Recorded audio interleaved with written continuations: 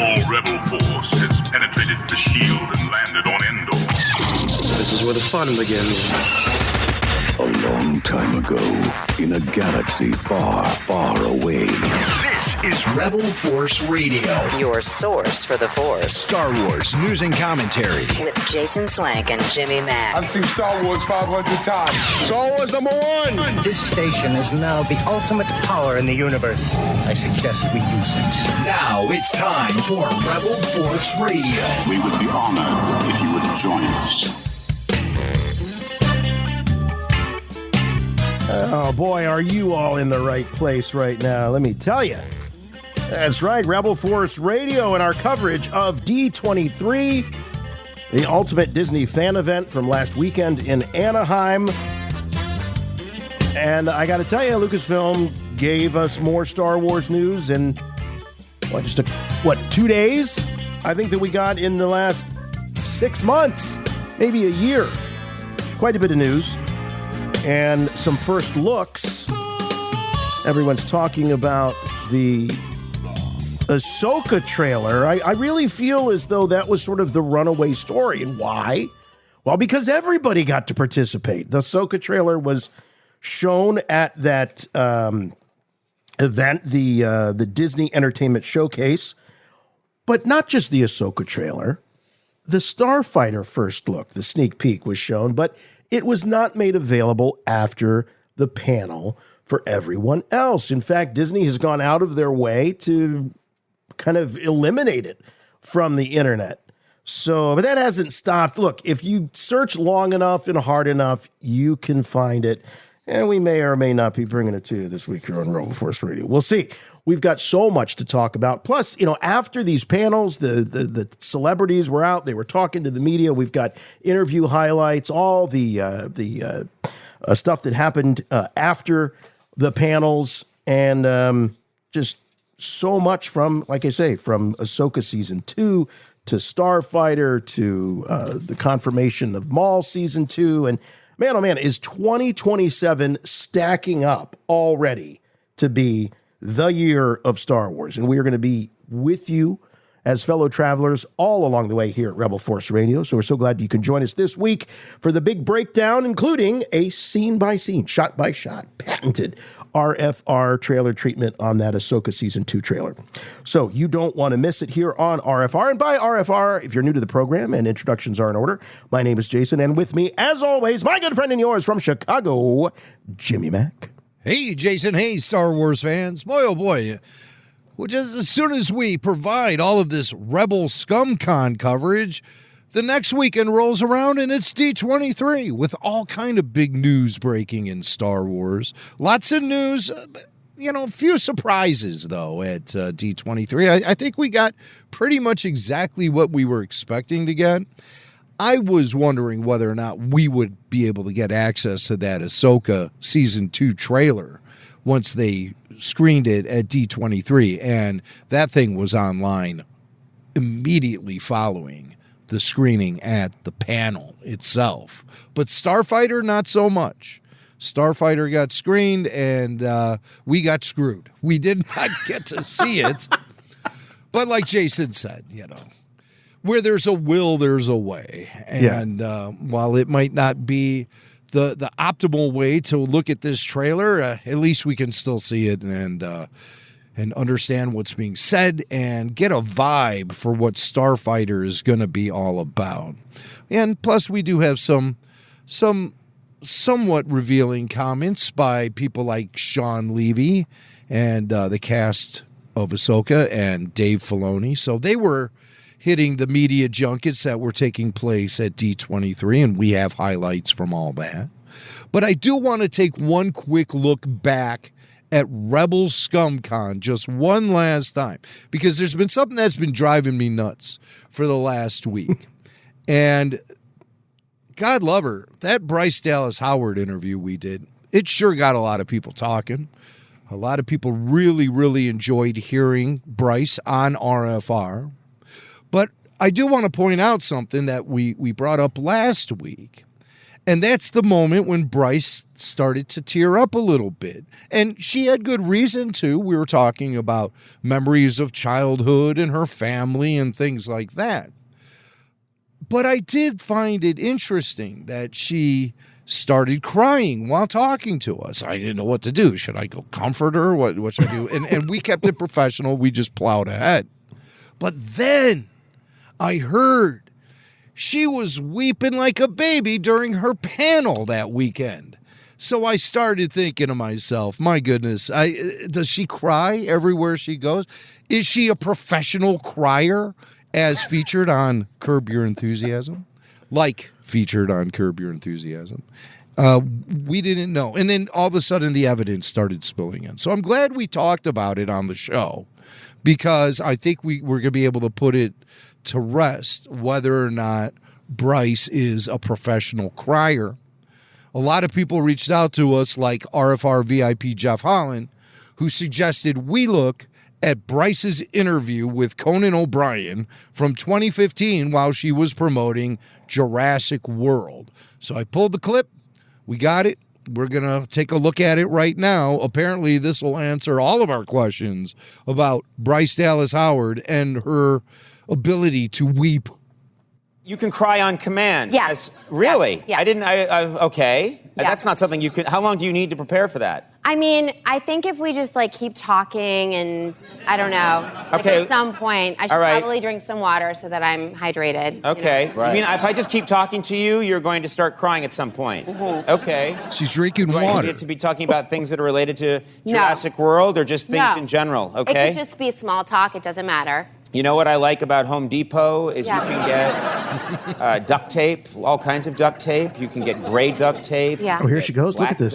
Duct Yeah. tape. I've gone Home there. Depot is huge, right? I've gone to Home Depot many times. Oh my God! Look at those eyes. Camera zooms in. She's already getting misty. Glassy. I bought things that I could use look at it. to They're welling tape other up. things They're together to shining. Other things. I bought piping. I really like buying nails and wood. I like buying.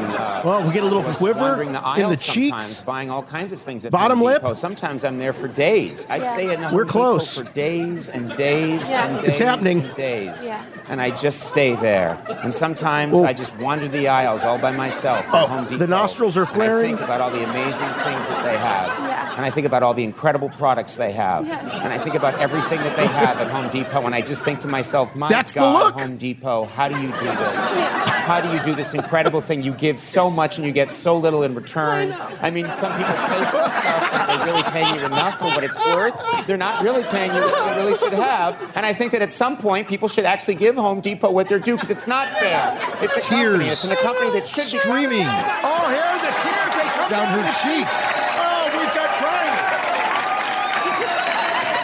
Oh, look, Conan got up to actually comfort her, so he knows what's going on. Yeah, Conan. Yeah, that's right. He didn't. He wasn't sitting there filled with self-doubt about his ability to comfort a big movie star like that.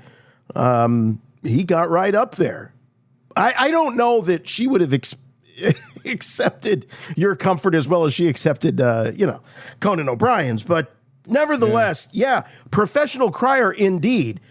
If she can cry at Conan's description of Home Depot and his love for Home Depot, then I think it was very easy for her to cry as we were sort of extolling the virtues of one notorious GL, George Lucas, who is like an uncle to Bryce Dallas Howard. She said he's like a big brother to her dad, Ron.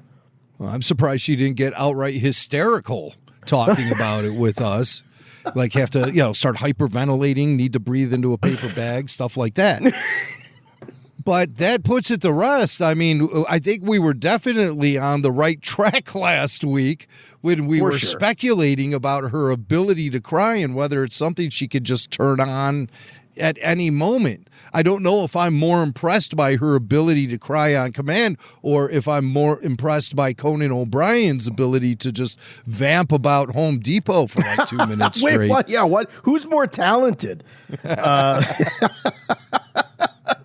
It was really something to watch. I mean, the camera work, they were zoomed right in on her face, and you could see every muscle activate. And started with sort of the that sort of glassy-eyed, shiny-eyed look, and then you got to see the cheeks twitch, and then we got to see the nostrils flare, and before you know it, streaming right down there, streaming down the cheeks, the tears. Yeah. And we didn't shoot video on Bryce when we were interviewing her, but me and Jason saw she was definitely legitimately emotional while she was talking to us, not unlike the Conan video. So we figured her out. Let's just keep track now for the rest of her career. Every time Bryce Dallas Howard cries during an interview, and we'll know. We'll know. We'll keep tally for the rest of her career, as long as this podcast is on the air. What will last longer, Bryce's career or Rebel Force Radio? Stay tuned. Don't bet against us, I'll tell you that right there. Yeah, keep a box of tissue nearby. She's a professional crier. What? She's a professional crier. She's hired to cry at weddings and funerals or sometimes at TV shows. You know, if there's a sad moment, she's in the background sobbing. Oh, my God. So that's it with Bryce Dallas Howard. Before we get into... Now, wait a minute. I do want to ask, though. Does it diminish... Does it diminish your memory of the moment that we shared with Bryce Dallas Howard in Frisco, Texas? Oh, none whatsoever. Okay, all right. No, Doesn't me either. Yeah, I feel honored. I was going to say I'm more honored than anything else because I don't think she does that for just anybody. She did it for Conan O'Brien and Rebel Force Radio. That's right. Yeah. So we'll see again for the rest of her career. We are going to be charting Bryce Dallas Howard's emotional response to questions and interviews. See how much she cries. Yeah. And that's that. So with Bryce, we'll put that to rest. That's an RFR investigative report, or maybe it's the outrageous, unthinkable story of the week. I don't know. But Bryce Dallas Howard, Hall of Fame when it comes to weeping on command. So gotta love her. Remember Guillermo, who sent us down the 10 Commandments rabbit hole the last couple of weeks. Oh, yeah. Good old RFR VIP. I think that should be Guillermo's theme song. Guillermo sent something. I got a box. Oh, boy. All right, well, we should probably announce Guillermo. All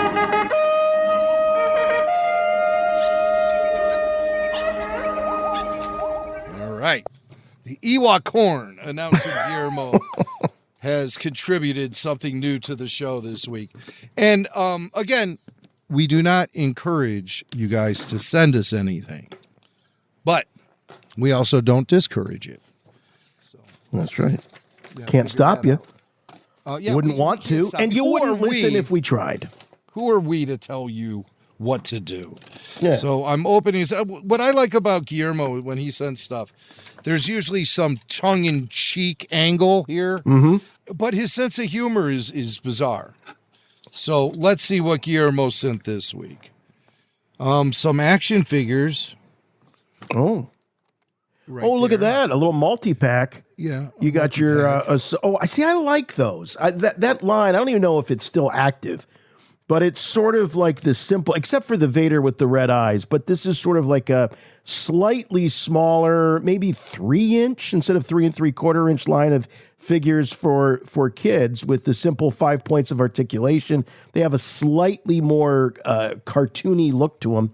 You got Ahsoka there. You got Vader. You got Luke in his Jedi outfit, which is really the Luke, I think, from Ahsoka. Maybe Ahsoka? I don't know. It's hard to say. That looks like Jedi Luke. And then you got Obi-Wan Kenobi kind of looking like Ep3. It's really a mishmash. I mean, there's really no theme here. What's the name of the box set? Does it have a title? Epic World of Action. Oh, geez, that's vague. But it's great. You know, my favorite in there is that Yoda, the Ghost of Yoda is great. All right, what else? A little too blue. Put in here. This is actually some decent stuff. He says, surprised. Here's a Han Solo keychain. Oh, that's nice. Wait a minute, is that Solo film merch, or is that just... No, it's Solo film merch. Oh, It sure is because, to push it over the top, he sent another little pin. Alden, Ehrenreich, and Chewbacca. Alden. Yeah, so he knows. I got a what he's soft doing. spot for Alden. I do. Maybe it's just because us shorter guys finally got to see ourselves as Han Sent a Solo. leather keychain with Look the at that. Star Wars logo on it in Arabesh. I think that's Arabesh. Is that what it is in Arabesh? Okay. It looks like Maybe. Star Wars. We might need a decoder ring for that. Maybe not. I can't tell because it looks the same. It really That way does. and that way. Oh, wait. Yeah. Oh, no, it doesn't. I don't know. We're not fluent in Arabesh, believe it or not. No, never will be. We might look like we are, but look at that. The Star Speeder 1000. Is that at Disney Parks? Yeah. Yeah, little That's cool. die-cast Star Speeder. Oh, and here's one for you. Oh, nice. Well, I got a you're spot in for on that right over here. Okay, and man, oh man, Guillermo, really, what are you doing, dude? Guillermo, what are you doing? What's this? Oh, look at that. Solo in beautiful 4K Ultra HD. Wow, Jimmy is going to be watching Solo in style. I think this calls for an official rewatch of Solo. And then this is like Santa Claus filling the stockings. It's this is a Star Wars Unlimited card game. Ooh, a lawless 15 time card pack. with We have, see, okay, this is when Guillermo's sense of humor really starts kicking in. a Funko Pop of OSHA. Oh, look at that, OSHA Osha Anasaya. Anasaya from The Acolyte. And of course, I mean, he just like clears out the clearance. Some tells me Guillermo took a trip to Ollie's or some other discount merchandiser there. Yeah, and something tells me this merch is going to take a trip to Canton. So, get ready. He has one of those leather keychains here for cool. you. I like that. And, I like that. And a note. All right. What does the note say? Oh, boy. Sorry for the delay getting this package out. Come on. Listen to this guy. Sorry for the delay getting this package out. I was evacuated from my home because of the fires, but thankfully I'm back now and finally able to send it your way. Well, thank God you got your priorities straight. Yeah. Boy. The fires are coming at you. What fires are these? He's in The Spokane. Oh, those over there. Okay. All right. Yeah, he's in Spokane, Washington. What isn't on fire? California's gets set on fire. Canada's been set on fire. Now we got Washington is set on fire.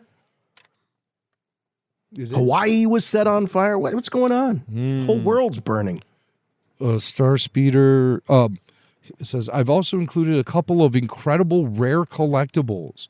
I'm absolutely certain will earn a spot on your top shelf of your collection. So I thought he was talking about the Funko Pops, but I don't know what he's talking about. I think he's talking about those Funko Pops. I think that's a little tongue-in-cheek. No, it says I also threw in 2 Funko Pops. Oh, okay. I'll let you guys decide who gets which one. Or you can man. settle it the old-fashioned way. A cage fight. No, I don't think we have to go that Maybe far. rock, paper, scissors right here on the air. So it says High Ground, Rochambeau. Cerveza Crystal.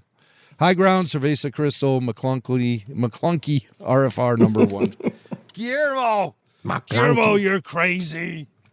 But, Well, that's really this nice. Is some Thank fun you. stuff. Some of this will go in the prize closet, Guillermo. So You can cry on command. Yes. Yeah, next time Guillermo sends a package, I'll be weeping like a fool. Guillermo, you're the best. Thank you so much. That's great. And also, Thank you. I got an email from Eric Sharkey, who is an old friend of RFR, and he's the guy who worked very closely with Drew Struzan over the years. And Eric put together the incredible Drew Struzan documentary called Drew, the Man Behind the Poster. Now, I know a lot of you guys have seen this movie. It features incredible interviews with guys like Harrison Ford and George Lucas and Steven Spielberg. I think even Michael J. Fox. I don't want to speak out of school, but I thought Michael J. Fox was in it. Maybe He sure is. Yep. Yeah. And so there's a big event that Eric wanted us to let you guys know about. We have Drew, the man behind the poster, screening at Kevin Smith's Smodcastle Cinemas on August 28th at 8 p.m. in Atlantic Highlands, New Jersey, with a live Q&A following with director Eric Sharkey and the cinematographers Tom Munn and Eric Boas, I think that's his name, Boas. Eric worked on the Drew Barrymore show. And the Q&A will be moderated by Ming Chen from AMC's Comic Book Men, part of that Kevin Smith universe. And there's going to be everyone that buys a ticket and attends will receive a free 8x10 limited edition Mallrats print made from Drew Struzan's personal archives. Some original Drew artwork will also be displayed. So it's a special screening and an evening celebrating the life and career of iconic movie poster artist Drew Struzan. So go there, meet Eric Sharkey, see the film, and tell Eric RFR sent you. And if you see Kevin Smith there, tell Kevin Smith RFR sent you. And if you see Ming Chen there, don't tell him. Don't tell him who sent you because Ming was on RFR once. So you could tell Ming too. Go ahead, tell Ming RFR sent you. So that's Eric Sharkey. He's given us the heads up about Drew, the man behind the poster at Kevin Smith's Smodcastle Cinemas, August 28th. Be there. Love it. All right. Before we get into all the big headlines, we do want to catch you up on all things Rebel Force Radio, including the latest and greatest happening on Rebel Force Radio over at Patreon. Patreon.com/Rebel Force Radio. What's the latest? Well, the latest and greatest, it's all going on at patreon.com/Rebel Force Radio. You get bonus podcasts. You get full show video. You get early bird ad-free releases of RFR podcasts, all at patreon.com/Rebel Force Radio. You can check it out, sign up for free, and poke around a little bit and see what's going on over on Patreon, because we always have a lot of great stuff going on there. We had a lot of our coverage from Rebel Scum Con land at Patreon first, and some things have been exclusive to Patreon. Patreon got the Bryce Dallas Howard interview first. Patreon can get access to all sort of shows like RFR Q&A, RFR RPG, and the Babu Freaks. Star Wars programming, enough Star Wars programming to keep you listening for hours on end. Now, we've been a little slow with the RFR Q&A this month.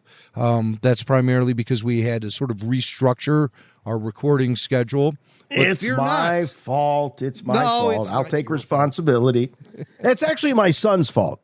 He's playing football this year, so we've had to change everything. And I'm very grateful. I just want to take a moment. I'm very grateful to Jim and also the RFR VIPs for doing this switcheroo here in the late summer, early fall. Appreciate it. Definitely. I mean, you don't host the most successful Star Wars podcast for 20 years without having a little flexibility for one another. So, Lord knows we had to reschedule stuff for my kids' sporting events and recitals and concerts and who knows what else. So, no problemo. We got to get young Parker. You got to get them all suited up and have them start taking off some heads out there on the playing field. What position does he play? He is running back and cornerback. So he likes to get the ball. He does. He likes to get the he's ball. Fast. He's on the smaller side, like his old man, but he's fast. Unlike his old man. Oh, those little guys, man, they were fast. It's that low center of gravity, right. It's just boom, off they go. You can't believe it. So good luck for Parker. Hey, after the show, will you tell me what cornerback and running back is? Yes, will you explain it to me? Okay. See, why do you have to do that to yourself? Why do you have to humiliate yourself like that? Yes, I will teach you. Let's just say Parker will be very visible on the playing field because the plays will be surrounding him if he's the running back. Running back is the guy that the quarterback hands the ball off to and he runs. Oh, off okay. he goes. Yeah. Yes. All right. That would explain what I've been seeing in these games. Cornerback is a defensive position where you're playing in the backfield. So you're not down on the front line. You're just right behind the front line, sort of standing up, looking for the guys who are going to run with the ball or pass, maybe a screen pass right in front of Parker. He's going to smash the guy. You'll be so excited. He had a really good tip last week where he tipped the ball as it was coming toward the one guy, and he tipped it out of his way. So that was a good That's thing. amazing. Because you say he's kind of one of the smaller guys out there, and to be able to tip a ball, he must have had to be able to jump up for it. Yeah. So good for him. We're Team Parker, so expect listen, everyone, we're going to the games too. Okay? We're all going to the games on Wednesday night, and we're going to cheer on Parker, and we're going to explain to Swank what he's seeing. So even better. Yes. I mean, our support is needed on the field and on the sidelines as well. So RFR Q&A will be coming back. We got Suds lined up, and so you'll be getting that podcast maybe over the weekend or on Monday at the latest. So if you've been wondering where Q&As are, that's where they're at. So we're sort of restructuring the way that some of this stuff is going to get released. Of course, you'll get the early bird. You're probably listening to it right now if you're hearing this and you're a Patreon supporter. The Babu Freaks will be back. RFR RPG will be back at some point in August. So much to look forward to constantly on patreon.com/Rebel Force Radio. And then there's RFR in the House, the Big Brother after show. So, yeah, it has nothing to do with Star Wars. I know, but we're doing it just for fun. Joe Dallas, he loves Big Brother, and now we've added a third member, a third house guest, if you will, has been added to the roster. You heard it right. It's Eastside Dave McDonald. No. Eastside Dave. You're radio personality, podcaster, wrestler, and Big Brother superfan. Eastside Dave McDonald. The host of Yaddle Chattel is now on In the House. Oh, I love it. And so now with Eastside Dave, I think we're going to start adding maybe a little bit of Star Wars discussion to these shows because you just can't stop him.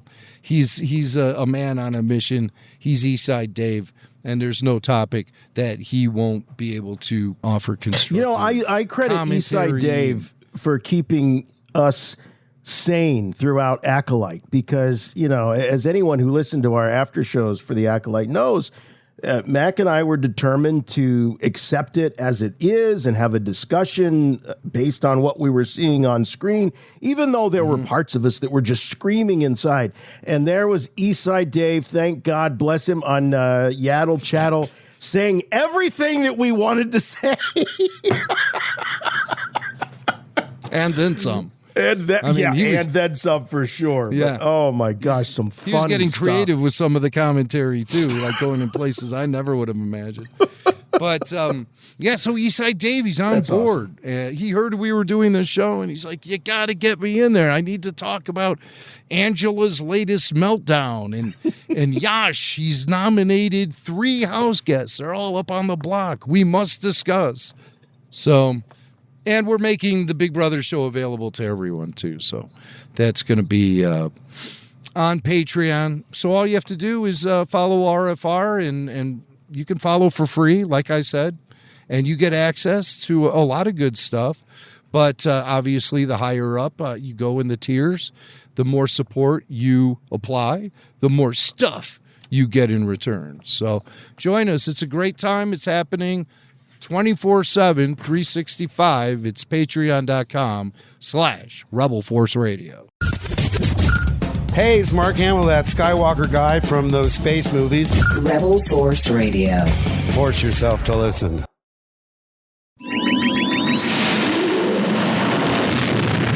I have good news for you, my lord. That's good news. Come closer, I have good news.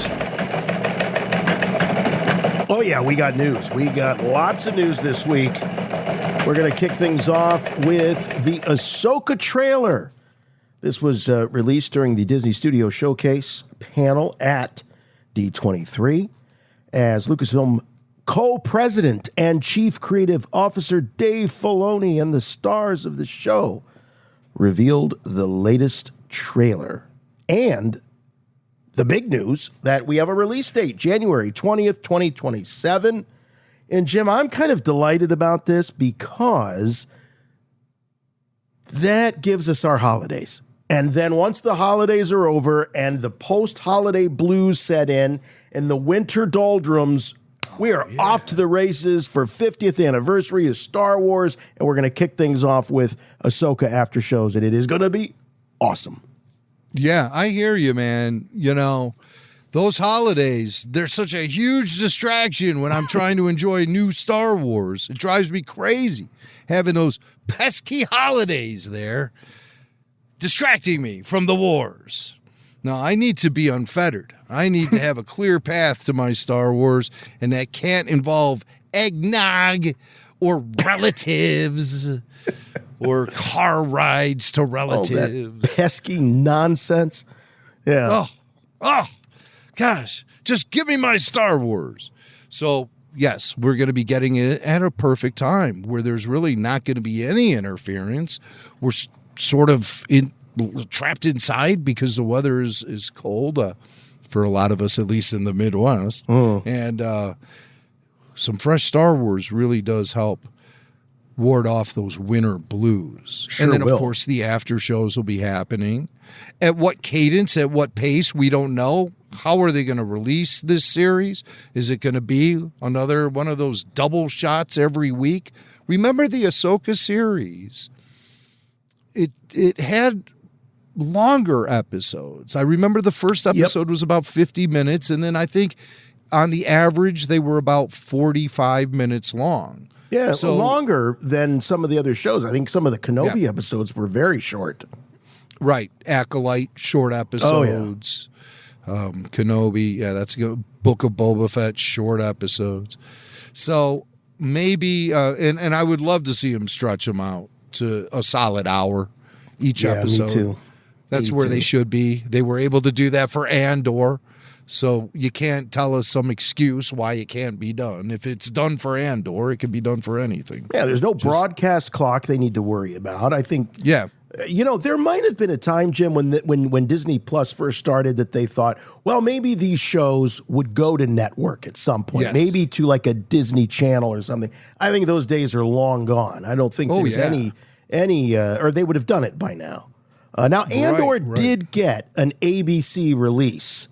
I believe, was it the first couple of episodes of season one? I think to try and stir up a little bit more interest in the mainstream. But yeah, so there's no broadcast clock they're beholden to. So yeah, can you give us a full hour? That'd be great. I mean, it makes sense. And it seems like there's a lot of story that needs to be told. So let's pack up these episodes with quality storytelling from the very opening credit to the very final closing credits. So that's what I want. So Filoni, he's real excited about this. They screened the trailer. It went online immediately. I was following that D23 coverage on Friday night, just having a good old time doing it, refreshing the Twitter or the X or whatever you call that godforsaken social media platform. Let me say something about that too. I posted the same content across the board on every social media account we have. And the only place I encountered any sort of negativity or BS was Twitter, X. Formerly Twitter. It's still the same old song and dance over on that platform. just everybody is so flippin' mean on Twitter and X. You guys must really despise yourselves. So I was never in Twitter. It is a cesspool. Total cesspool. So that's that on that. But we have the trailer. We do. And the trailer impresses. The trailer definitely impresses. So shall we do our patented shot-by-shot review? Let's do it. Let's do it. Here we go. This is Ahsoka Season 2 trailer.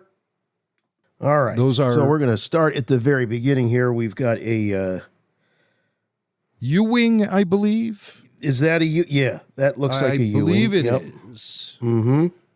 Like what we saw in Rogue One and Clone Wars battle, I presume. Maybe, because now there are these new Republic troopers, which we see a few times in this trailer, and I believe we're looking at them right there. So this might actually be something like a ground battle. Yeah, those are stormtroopers, not clone troopers. Yep. And definitely stormtroopers. Mm-hmm. And then wait a minute, over here to the left of the screen, we can see one of those energy bows, like a bow and arrow or whatever it's called. Yeah, weapon of the Night Sister. Yep. Okay. So you could see there's some cloaked individuals in the background too. I'm presuming they're Night Sisters. So this is not Clone Wars flashback right here. No. Yeah. This is actual battle. This very well could be what's rumored to be the big battle between, or part of the big battle between the Thrawn's forces and the New Republic. Without doubt. Yeah. Sort of a foggy area. Yeah, what's throwing me off is this is very sort of has an ethereal look like those Clone Wars flashbacks did in season 1. Yes. Now, here's something we can't rule out. Could this be some sort of vision? Because later in the trailer, Ahsoka does refer to or say that she has a vision of war. Mm-hmm. So maybe that's why we're seeing this sort of dreamy like sequence here. Yeah, that's a good guess. Or that could be just legitimately, or that's the way it looks. Battlefield, yeah. Right. Now we're cutting to Ahsoka, young Ahsoka, played by Ariana Greenblatt, and she's wearing. And we know this because at the D23 they had one of the first things we got to see. Jim, for the people on the ground, were some of the costumes from season 2. We got to see Ahsoka's, young Ahsoka's winter garb, as well as Anakin's winter garb. And we saw this in the Clone Wars animated series. In fact, the Anakin figure, the Anakin version was, I think, released as an action figure. I don't know about the Ahsoka with the pink jacket, the puffy coat, but definitely Anakin was. So we see her with the... with that jacket, and I think it was like, I don't know, season 4 or something like that, where we saw Ahsoka wearing those duds. That I can't recall. When was the last time we saw Snow Bunny Ahsoka? Can I call her that? I mean, she's a kid. I can call her Snow Bunny. No. Okay, so forget I said it. Yeah, but we got a winter forest location here. Yawn. I mean, we've already seen this in The Force Awakens and in countless number of fan films. But, I mean, really, the snowy forest, really? We're doing that again? Hey, look, there's Anakin in his winter coat. Yeah, I know. I mean, look. Yeah, right. I mean, they could have probably given us something a little bit more exotic here. But... Yeah, whatever. Yeah, they like the forest. It's an easy environment to work with because you don't have to worry about the horizon or anything. Everything is just right there in front of you. So those are easy environments to shoot with, I think, when it comes to filmmaking. Yeah, and so this clone trooper here, there are some people pointing out that this is Phase 1 armor, so we're talking earlier part of the Clone Wars. Okay. Yeah, I remember the episode, I believe. It was called Trespass, where Anakin and Obi-Wan and Ahsoka, they go to help out the Pantorans, the blue people. I think it was a season 1 episode, actually. Trespass. Season 1. Okay. Yeah, I haven't seen it in a while, though. All right. Now, this is where things get a little weird here. Things are about to get nuts because look at this cat. Double-bladed saber. We've got some Alice Cooper style eye makeup going totally on. Alice Cooper. Yeah. Hard to say, Jim, that lightsaber color, there's been some debate about this. Hard to say what it is. It's because of the lighting in the atmosphere around this fella. So it's something. It's greenish blue, but there's a sort of a green film across the whole screen. So not sure what to make of this. Not unlike the debate we had in season 1 of Ahsoka over the color of Shin Hati and Baylan Skull's lightsabers, which appeared to be orange. Mm-hmm. We've never seen orange, and we've never seen this aquamarine type of greenish saber, nor have we seen this bizarre two-hilted saber that, I mean, it's a double-bladed lightsaber, but actually, let's just say it's a triple-bladed lightsaber because there is a small, 2-foot blade separating the two hilts. Now, what kind of practical use could you have for this kind of lightsaber other than by, saying, hey, my saber's longer than your saber? Other than that, you guys know what's cooler than a double-bladed lightsaber? A triple-bladed lightsaber. Remember when Darth Maul in The Phantom Menace, he hit Qui-Gon in the face with his saber hilt, and Qui-Gon kind of went back, hit him in the nose. Well, imagine how effective it would be if instead of hitting him with the hilt, he hits him with the actual saber blade and chops his head right in half. That duel would have been a lot quicker, wouldn't it? Yeah. That's what I always wanted. But who the hell is this guy? And he's got a top knot. So I'm going to call him Jedi Top Knot. Top Knot. Top dog. Top knot. With the Cooper eye makeup. And it looks like, wait a minute. Top Knot. Are we looking at pointy ears? He looks like Zoolander. But he does. But are we looking at Blue Steel? I mean, are we looking at pointy ears here? It looks like his ears might be pointy. Very Spockish. Maybe he's a Vulcan. Captain. Maybe he's a Vulcan. And that's just a Vulcan lightsaber. A Vulcan lightsaber. Yeah. Logic apparently goes out the window when it comes to their lightsabers. Wow. But, okay.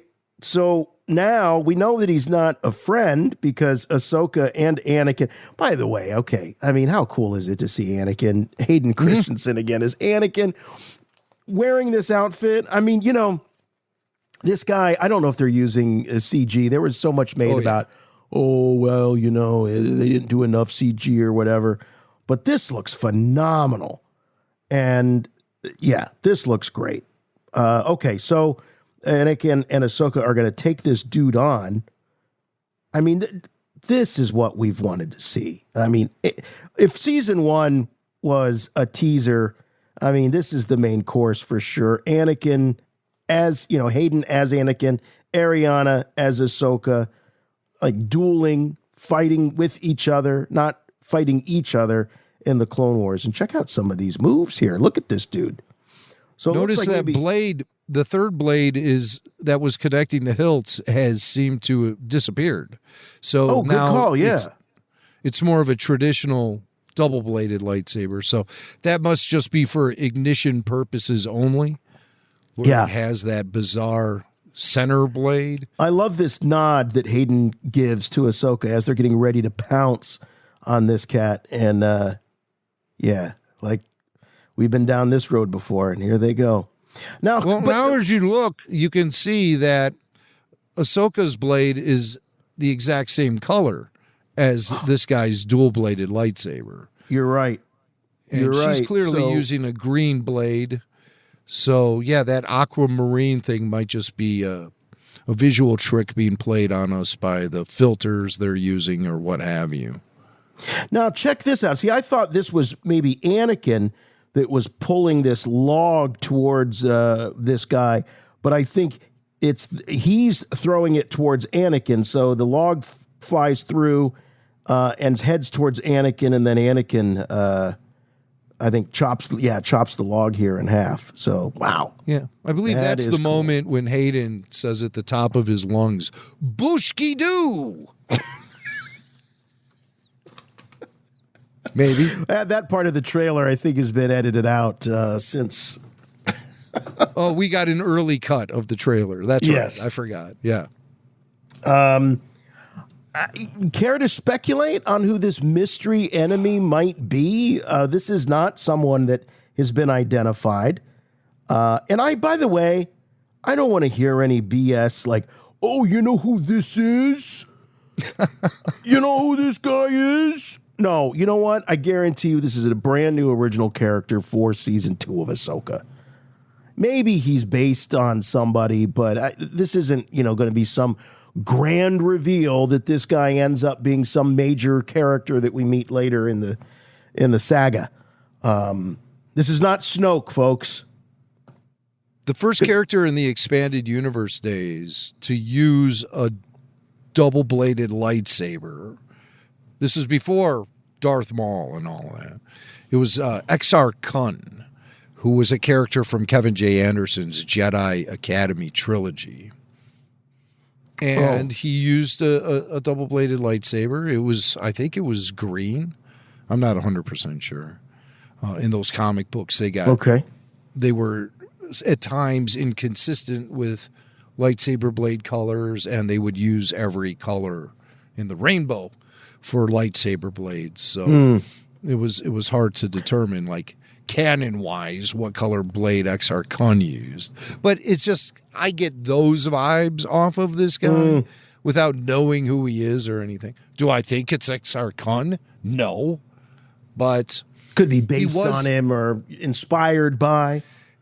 Well, Exar had the ability to appear to Luke in the Jedi Temple on Yavin, because that's where, like, his soul was trapped or something. Oh, so he was able to, and he could duel with Luke and everything. So, but I don't think this is some ancient Jedi spirit. But it is puzzling. Who is he? Is he another Jedi? With the color of the blade being greenish, you would think that maybe he is another Jedi. But you can't discount the fact that he looks evil as hell and does not have any of the Jedi accoutrement. He's not wearing the robe. Neither is Anakin. Well, he's definitely wearing the tabards. So I'm wondering. He is. Yeah, so he's wearing the tabards. This is sort of a Jedi-ish look. And I'm wondering, though, if he's one of the Fallen. Yes, that could be. That could be. Anakin and Ahsoka have to get this rogue Jedi who's out there doing dark side stuff and bring him to justice. That'd be a cool episode. It appears like Anakin is delivering the killing blow in the trailer. Hello? Well, that's the killing blow to the log that just rolled in front of him. Oh, okay. Well, he's killing that log. Well, the Force is everywhere. Between you, me, the log, everywhere. All right, now where do we end up here? So we cut to black. All right, so this is interesting. So we go right from real world, well, no, I shouldn't say real world, but alive Anakin to Force Ghost Anakin. So we're getting both Anakins once again. Yeah. We've got blue glowy Anakin. Yeah. And he says in this, we're not listening to the dialogue here because we're going frame by frame, but he says in this moment to Ahsoka, I'm always walking by your side. Almost as if, like, whether you want me there or not. And Jim, I mean, we saw, obviously, there's precedent of this where we saw Obi-Wan still continue as a mentor of sorts to Luke in Empire Strikes Back. But, he was there in flashes and at extreme moments. He wasn't just part of the story like what we're kind of seeing with Anakin here and Ahsoka. So, we've speculated, we've had conversations with friends over the years, and I've always sort of subscribed to the idea that the ability for the Force spirit to interact with whomever is in proportion to whoever they are appearing to, their understanding of the Force and their ability to tap into the Force. So Luke, being quite new to the whole concept of the Force, yet very powerful, could only see Obi-Wan in extreme circumstances. Whereas Ahsoka, I think, has the ability to see Anakin pretty much whenever she wants or whenever he needs to appear to her.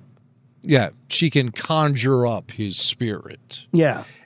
And you're so right, because I've been seeing a lot of this argument online in the wake of the Ahsoka trailer getting released. Anakin keeps showing up to this girl he trained when she was a teenager. But what about his own children? Why isn't he showing up to Luke and Leia and offering them tidbits of information? Well, A, maybe he is. Right. We just haven't seen it. And B, it goes back to what you're saying. It's the Force user who is alive, who is in the position to tap into the Force to bring back someone from the dead and actually talk to them in real time and communicate with their spirit. I don't think the spirit just pops up instantly to various people. Agreed. I don't think it happens. I mean, even at the end of the Kenobi series, when Qui-Gon appears to Obi-Wan, doesn't Qui-Gon say, "I've been here waiting for you"? Yeah, yeah. And it took Obi-Wan years to learn that discipline and get himself into a place where he could tap into the Force and make that happen. And he wasn't able to do that on Tatooine because by putting himself into exile, burying his lightsabers, cutting himself off from the Force, it's just like anything else. If you don't use it, it's going to go away. It's going to fade out. It's going to atrophy. Listen up, and gentlemen. Be useless to you after a while. That's the Force. So then when Obi-Wan you're talking about the back, Force. I'm sorry. Yeah, the Force. Okay. When Obi-Wan gets turned back onto the Force, then by the end of the Kenobi series, he's able to see Qui-Gon.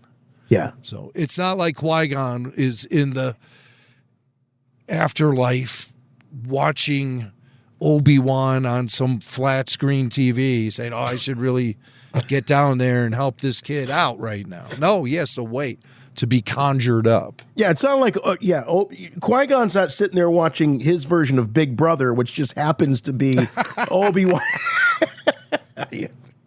Yes. Wait for which Jedi member is going to get voted off the council this week. Stay tuned. All right, so Anakin and Ahsoka chatting here. Lucasfilm animation in red. Or excuse me, not animation. Lucasfilm logo in red. Consistent with season 1, where that was the case. Oh, okay. All right, quick shot of Thrawn on his Star Destroyer. And now this is interesting. He's got what looked to be sort of modern Imperial officers with him rather than all of the ghostly type troopers that he was surrounded zombie by. troopers. The zombie troopers. Mm-hmm. We didn't see any sort of just normal humans with Thrawn in season 1, did we? Right, Imperial officer types. Not that I recall. I just remember him being surrounded by those zombie troopers and Enoch. Yeah. And the Night Sisters.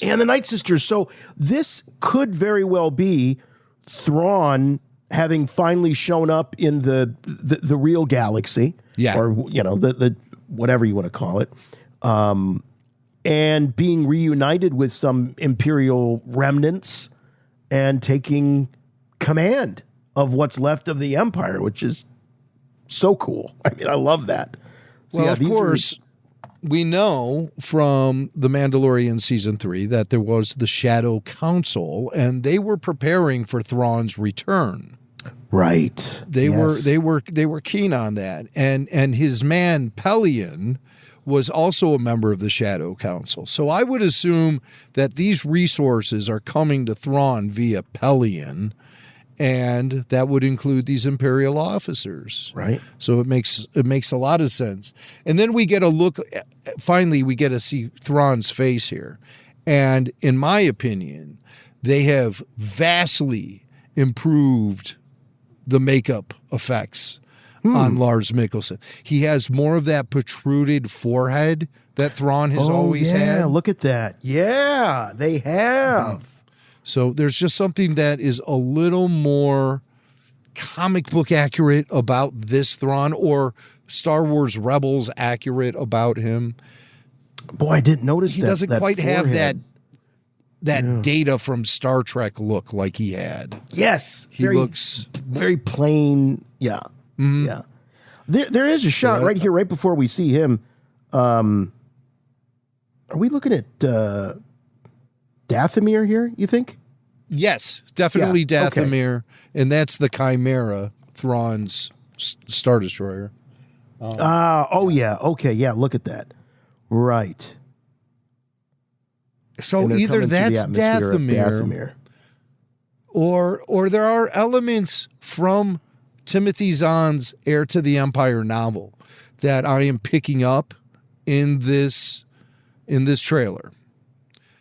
Now, I think this is Dathomir, or it could be the planet Nikolon from Heir to the Empire, which is where Lando Calrissian had a mining outpost, and he used these ships called mole miners, which would drill into the surface. Thrawn, in the book Heir to the Empire, Thrawn steals the mole miners and uses them to drill into the hull of starships. So these mole miners will drill into the hull, and out will drop stormtroopers. They would have a whole boarding party go on board these Republic ships by drilling into the hull, and then there would be troopers inside. And as we watch this trailer, we will see those mole miners. Very cool. But Okay. right there, I think that was either the planet Dathomir, or, I mean, there are all these ships here, these little ships. And to me, it looks like they could be stealing the mole miners. If that is indeed part of the series. And I think it is. The great close-up of Thrawn, and he's kind of looking out and surveying the work that's being done, either on Many Dathomir. Star Destroyers, too. Oh, yeah, right. Look at that. Yeah. So Thrawn only had the one, the Chimera, so this is obviously after he is reunited with the Shadow Council. All right. Titles in 2027. Oh, here we go. We got a hallway with Hera and Ezra, I'm assuming. Ezra, yeah. And Ziono, which is Kaz Ziono's dad. Yeah, He's in the front. Senator Ziono. He was the guy that's sort of in denial about Thrawn's return. That's right, yes. Yes, he was denying it. They're walking down this circular hallway, and then there's another, it looks like a New Republic officer following Senator Ziono. And they're approaching blast doors that are being guarded by New Republic troopers. This is a style of trooper we've never seen before. Yeah, look at that. Helmeted troopers. You don't see any flesh. Completely covered head to toe with gloves, armor, and a helmet. The helmet really gives me vibes of the cops from THX. I was just going to say, this is THX 1138. Totally. Just getting vibes. Not saying it's a carbon copy, but I'm getting vibes. All right. They're making their way towards the door. Oh, yeah, here we get a better shot, from the front. So not sure who the female is next to Ezra, but we've got, Zono. And it looks like they did a little bit of improvement on Hera, too. Everything looks a little improved here. Yeah, obviously they're going to be taking advantage of the fact that they have a whole season of experience under their belts, and they're definitely trying to improve on things that they were presenting in season 1. I love the flight suit Ezra's wearing here, this bluish gray Star Wars flight suit. Mm-hmm. I think Right out of Jedi. also is, he's going to fly into battle, I think, also in a U-wing. So that must be like a U-wing pilot flight suit. All right, we got a holo of Thrawn, and this is where he talks about, I believe this is where he talks about waging war or declaring war against the Alliance, in which he doesn't call it the New Republic, by the way. That might be later. That might be later. He calls them the Rebel Alliance. Right, as opposed to the New Republic. Mm-hmm. He's just assuming the Galactic Empire is the legitimate ruling force of the galaxy, and he's back to. He's not even going to entertain the idea that there's something else that's taken its place, and that leads to all-out war. Right. I declare war on the New Republic. I mean, the rebellion. I shouldn't have said New Republic. Forget. Can I take this again? Can I, please? The second season arrives, and here is Thrawn. Oh, and everyone's freaking out about this because you can see over here as he's sitting alone in his chambers. He's got a glass. Check it out. This is like me. He's got his little whiskey glass. He's meditating. He's not meditating. He's just 3 sheets to the wind here already. He's blasted. He's blasted. Right. But he's got his glass. But over here we've got what appear to be, is this the little tribute to the Salamiri? Because we've seen these statues in the Clone Wars. Rebels. Rebels. Yeah. In Rebels. Now, the Salamiri were not part of Rebels or part of Ahsoka, but this is sort of a little tip of the cap, I think, to that. Yeah, I think you're right, too. And, of course, Thrawn would use Civilization's artwork as a way to find their weaknesses when it came to facing them in battle. So that's what I think we're seeing here in his collection. His chambers. It's just some pieces of his art collection, which he uses it for tactical inspiration in the battlefield. Which I always thought was brilliant.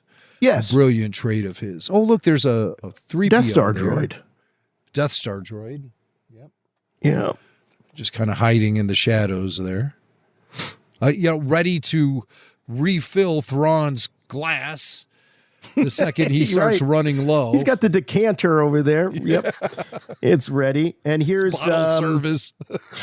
Love it. Here is Star Destroyer coming out of hyperspace. And I mean, this is like, dude, this is like Return of the Jedi. I mean, this is so OT. I just love it. Oh my God, yeah. Incredible.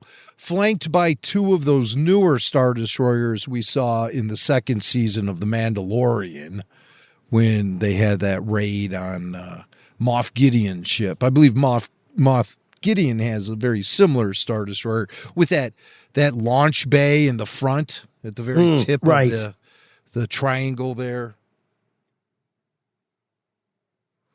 And we're in the war room. And this is, speaking of OT, this is very much right out of Return of the Jedi here. Very well could be on Home One. I believe that's what this is. I think you're right. The Mon Cal ship that was used as really the Rebel Alliance headquarters when the fleet massed near Sullust. Oh, there's Ziono. And we've got I don't think that, it's probably not Akbar back here, but definitely a... Mon Cal. Thank you, Mon Cal.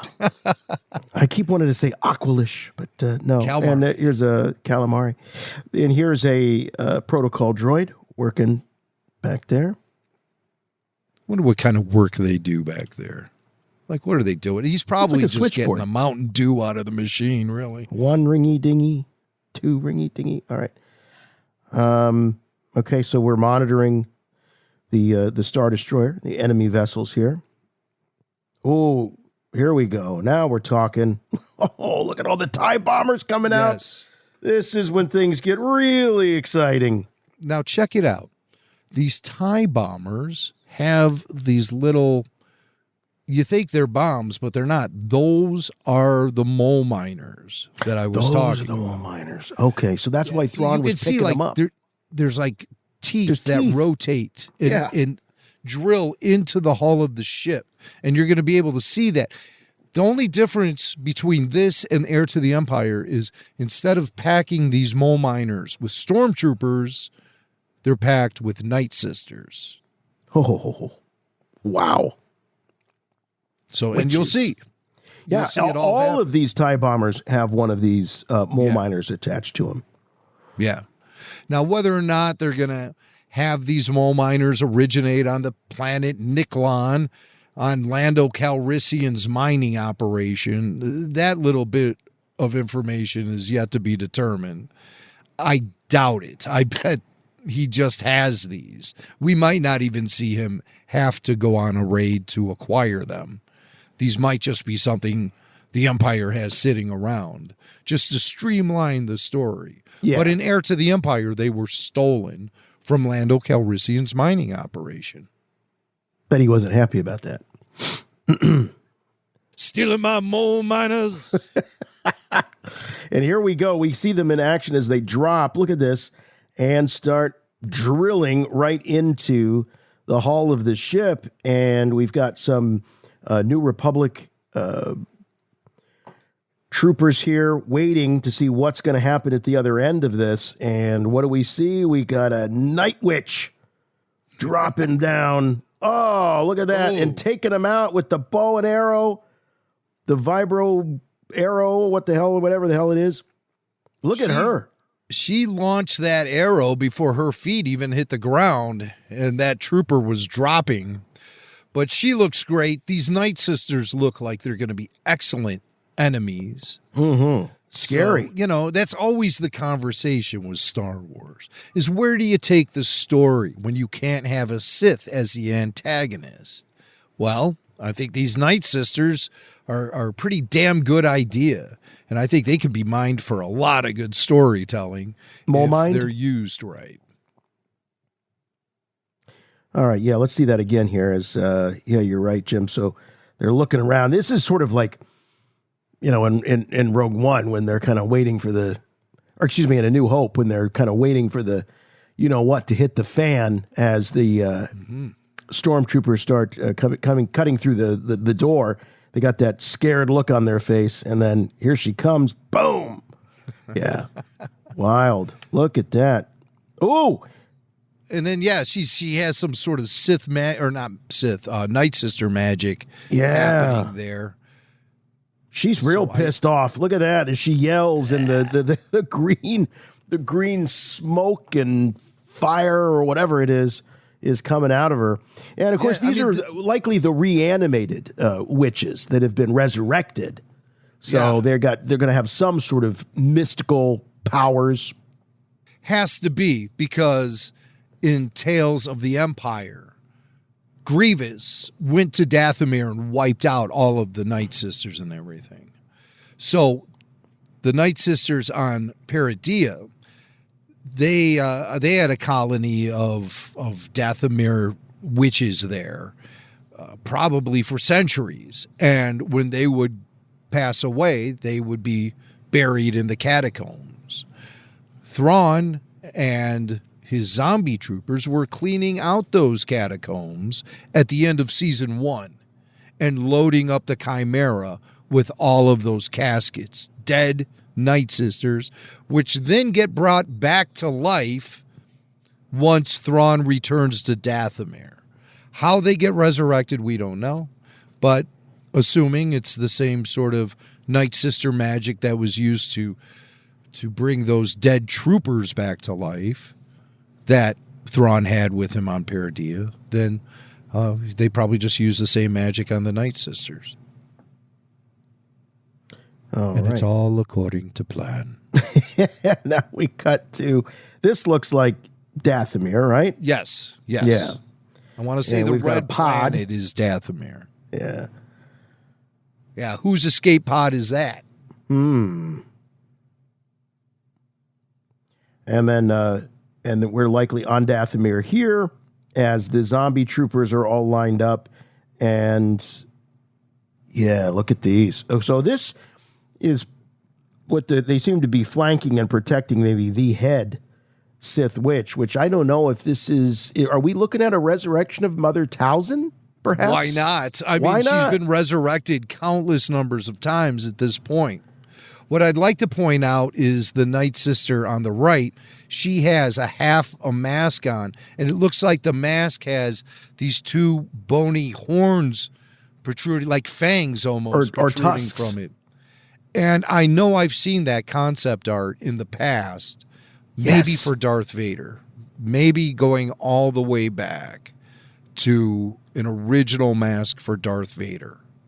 But I know I've seen that before. Yeah, I've seen it. Yeah, me too. All right. Okay, now this is where Ahsoka is sort of coming out of some sort of trance or meditation, and it looks like she has seen a vision of war. Here's Sabine. Sabine's hair is a little longer, so we can assume that they have been stranded on Paradia for some time. We don't know how long. And it also looks like her hair is a different color as well. So, yeah. There's not many places you can go to buy red and purple hair dye on Paradia. Yeah, so gray. I think we have Sabine going back to her natural. Her roots are showing here. Yeah, that's a more natural hair color for her. Yes, Ahsoka doesn't have to worry about that. How beautiful is this shot right here? How wonderful is it to see B-Wings? The B-Wings back. Wow, so cool. First time in live action, I believe we're actually going to see B-Wings in action. First time in live action. Because obviously we see the B-Wings in Return of the Jedi. Right, Return of the Jedi, yeah. But they just fly at the screen. You don't really see them in pursuit of other ships or exchanging cannon fire with them.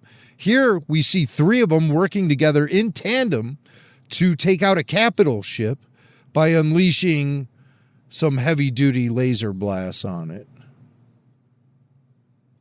It's kind of like the drone shows they have at the ballpark after the it looks like it, doesn't it? Games, yeah. Yeah, it looks like they got some lasers are trying to cut through here.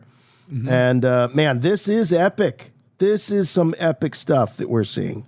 Corellian corvettes, Mon Cal cruisers, Star Destroyers, all in battle. And really impressive, too. Oh, man. I mean, this trailer, if this trailer doesn't get you excited for Ahsoka Season 2, then you're going to have to check your Star Wars fandom heartbeat, because I've watched this trailer maybe 4 or 5 times, and all it does is make me want to watch Season 1 of Ahsoka. This trailer makes Season 1 better. What? Because you know that something better is coming along. That it's going somewhere. It's going somewhere, which this was is one the of the boost problems. of confidence I needed to fully enjoy Season 1 of Ahsoka, which I have put on more than once since this trailer has debuted. And I'm not saying that it fixes Season 1. It just makes it better. Makes it better. Yeah. It gives you that boost of confidence that you need, some optimism that the story is going somewhere.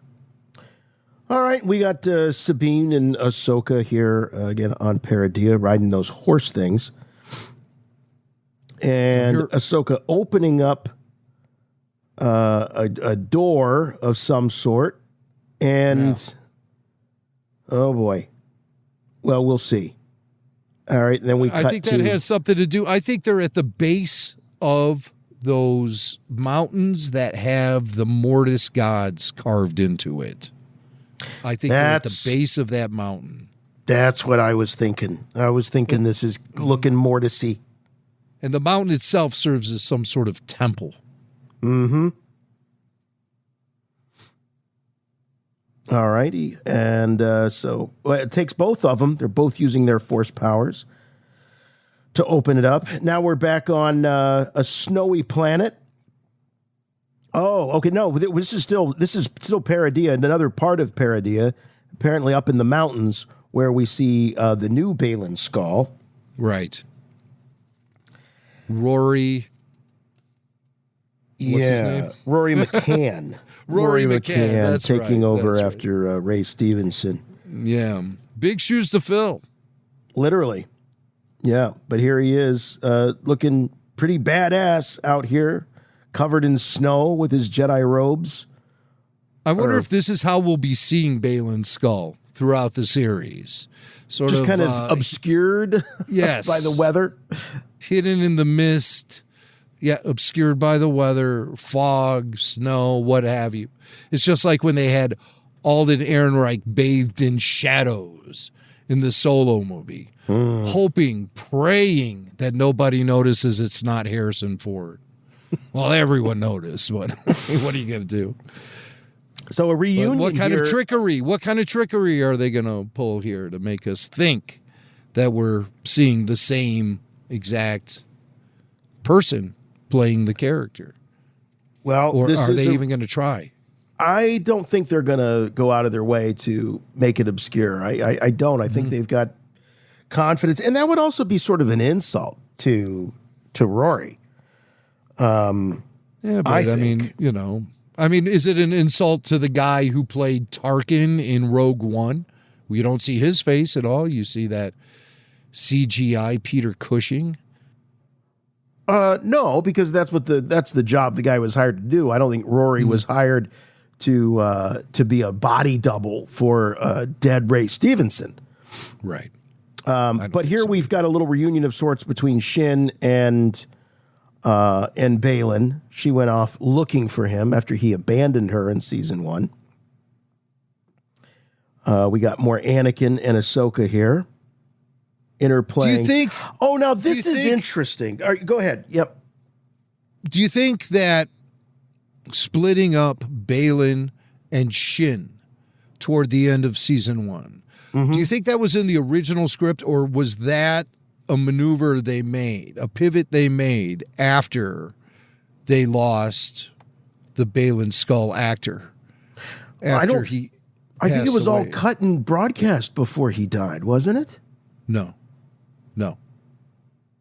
Did he die before we saw it? Yes. Before we saw the show?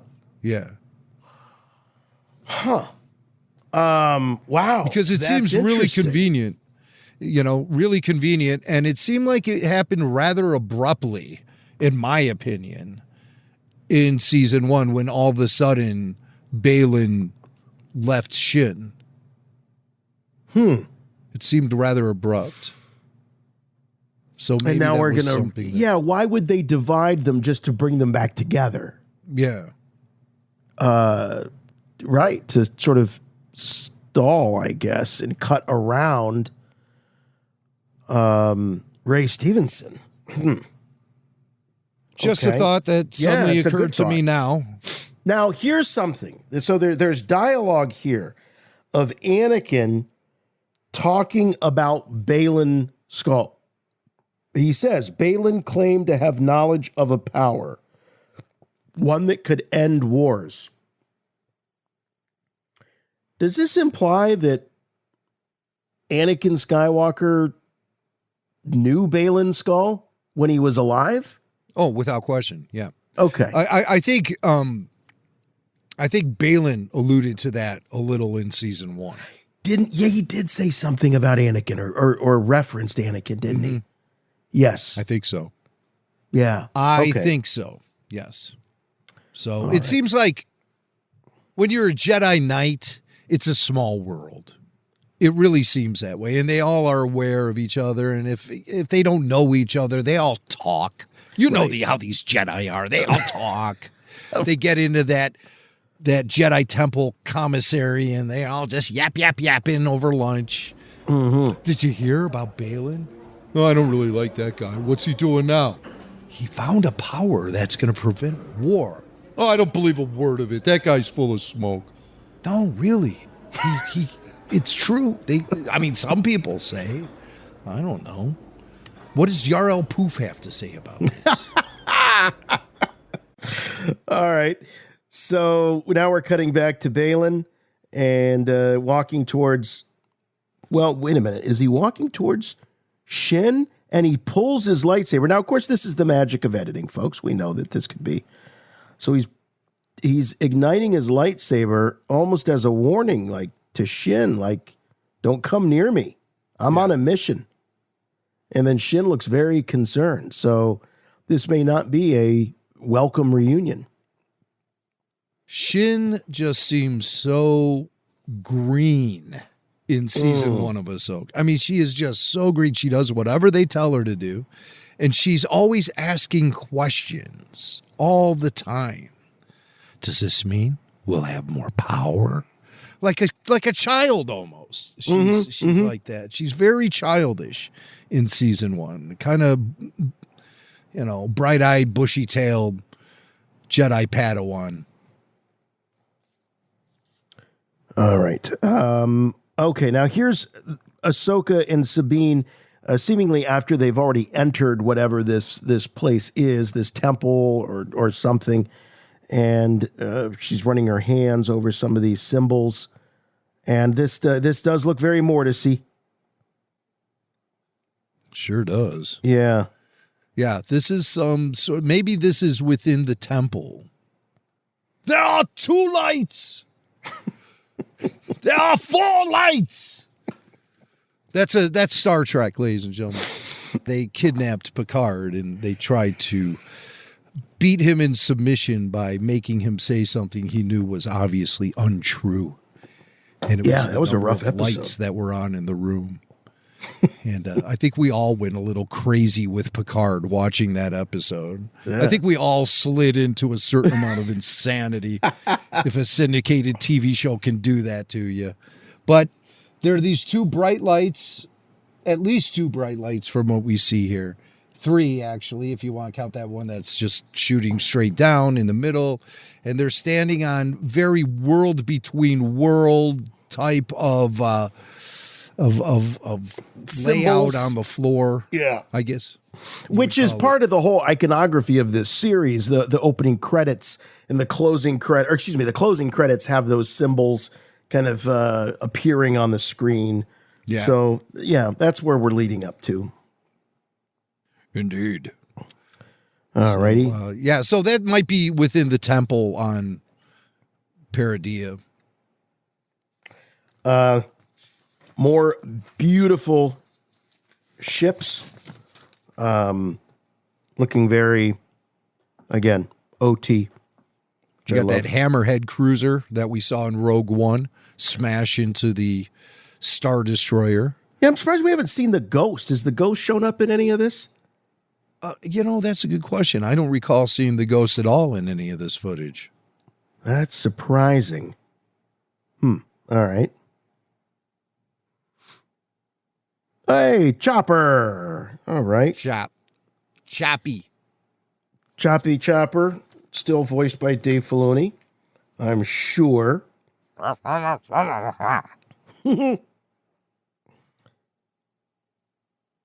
Nice reunion here between Ezra. Ezra looking very Han Solo to me with the blue jacket and the blue pants, but getting a big hug from Zeb. Zeb was not in season 1. Right. But here he is in season 2. Yeah. And I do get Han Solo vibes from Ezra, but I mean, beyond the wardrobe, I also get Adam Driver vibes from Ezra. Okay. And here we see Ezra in that E-Wing.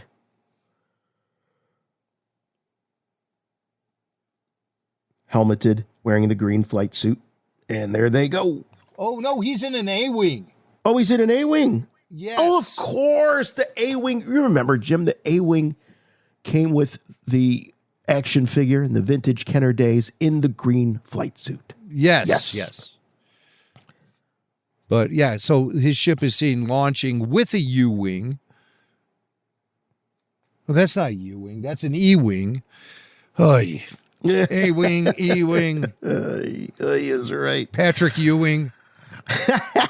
and they fly out and join the fleet in, more of this just epic.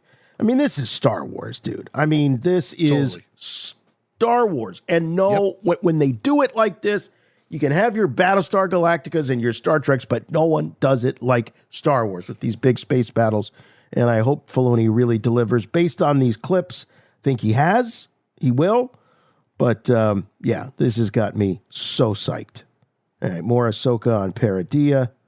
Here's Anakin from that flashback. Still in his cold weather duds. More Ariana Greenblatt as young Ahsoka. More Dathomir here, maybe? Yeah, and it looks like there is a space battle happening. We see Ezra, boots on the ground with other troopers. So, you see those New Republic troopers. These guys, you can actually see their face, so they must have that blast screen up. Or they're wearing different helmets altogether. Yeah. I think the blast I think they're the same helmets. They just have the ability to, or maybe there's some sort of fabric mask that comes down or something. But, definitely the same gear. But his outfit he's definitely given me Han Solo. But I get the Adam Driver too.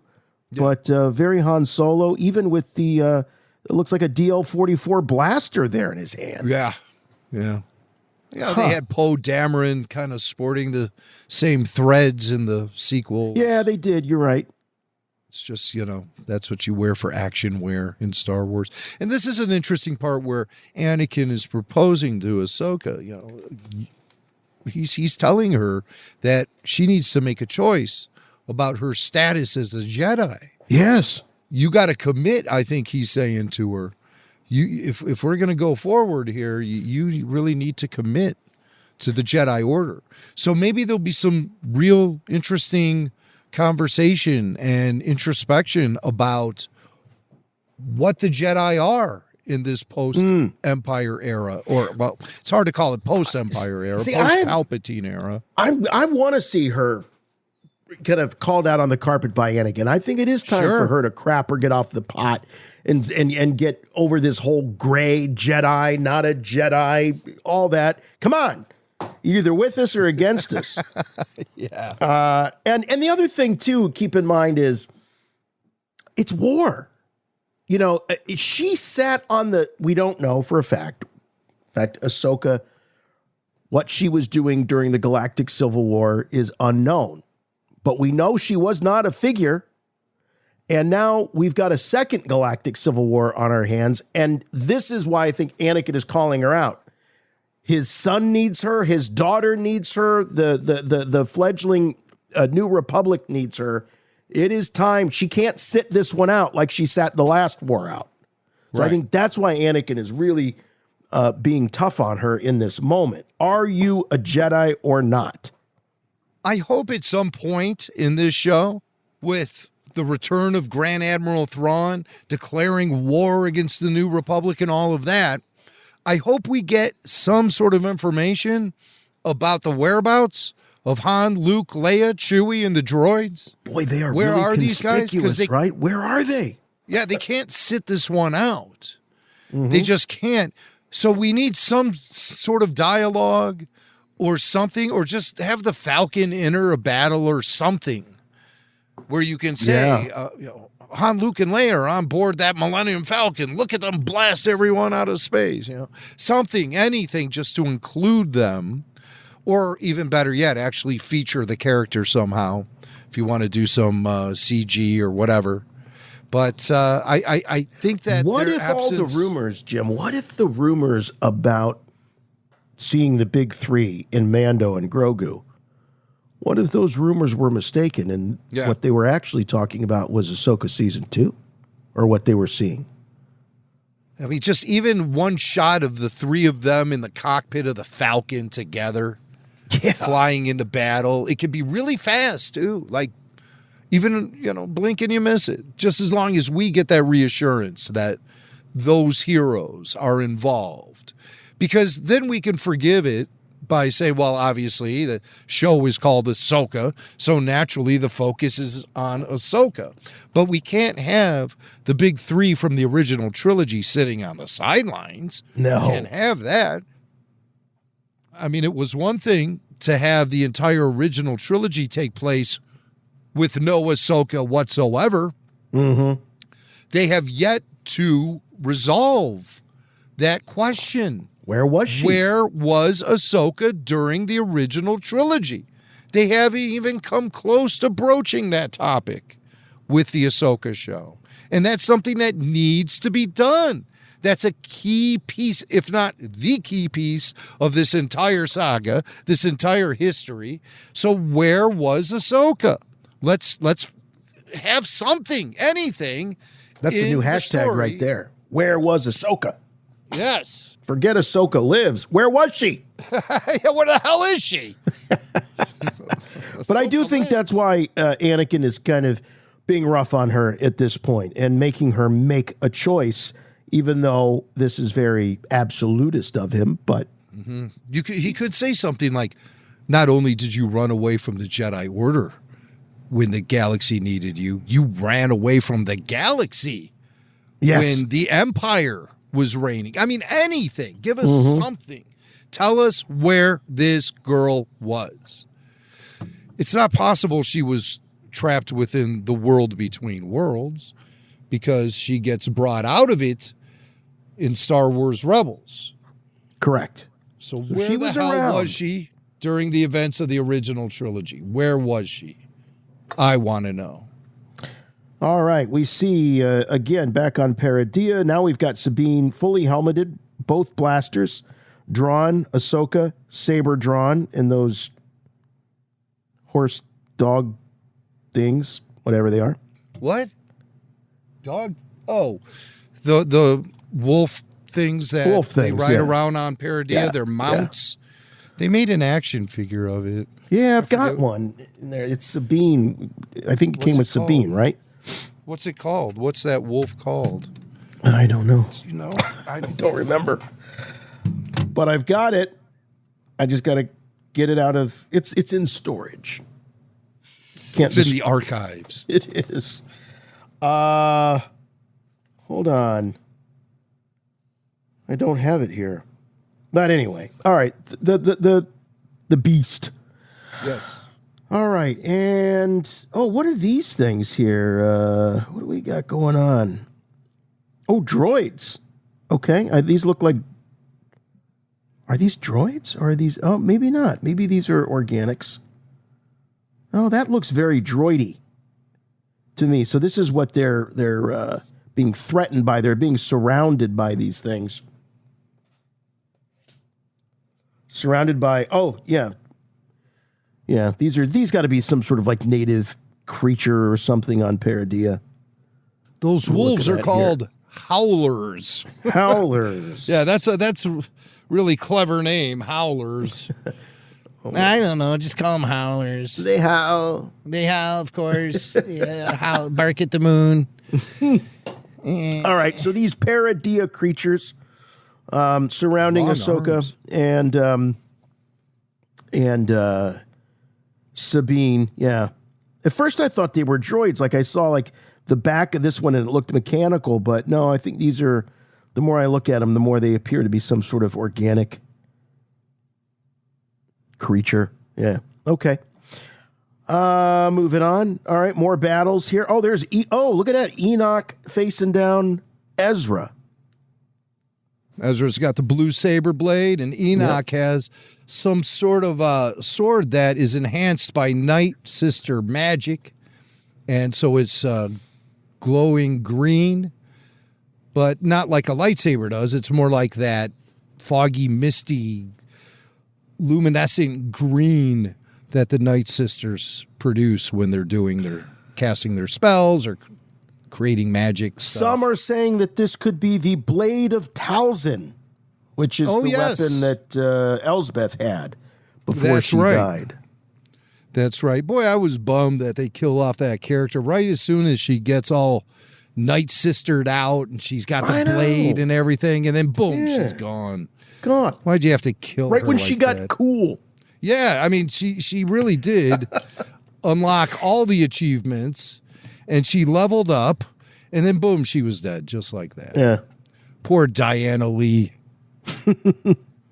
Although, Sith magic, you never know. Mm-hmm. Could see her Right, she again. might come back. They may resurrect her. Yeah. Very true. Very true. And she'll be pissed when she she'll wakes be up. pissed. She'll be really pissed. All right, here we go. The Clash. Yeah, it does look like it's that Talzin blade. It sure is, yeah. Yeah. Okay, so the Enoch got it. And we'll see some cool Ezra lightsaber action. Shin Hati sitting on a howler. In nicer weather. Oh, look at Hu Yang doing his best Grievous impression. I love that. He's got Right. 4 Now- blades drawn.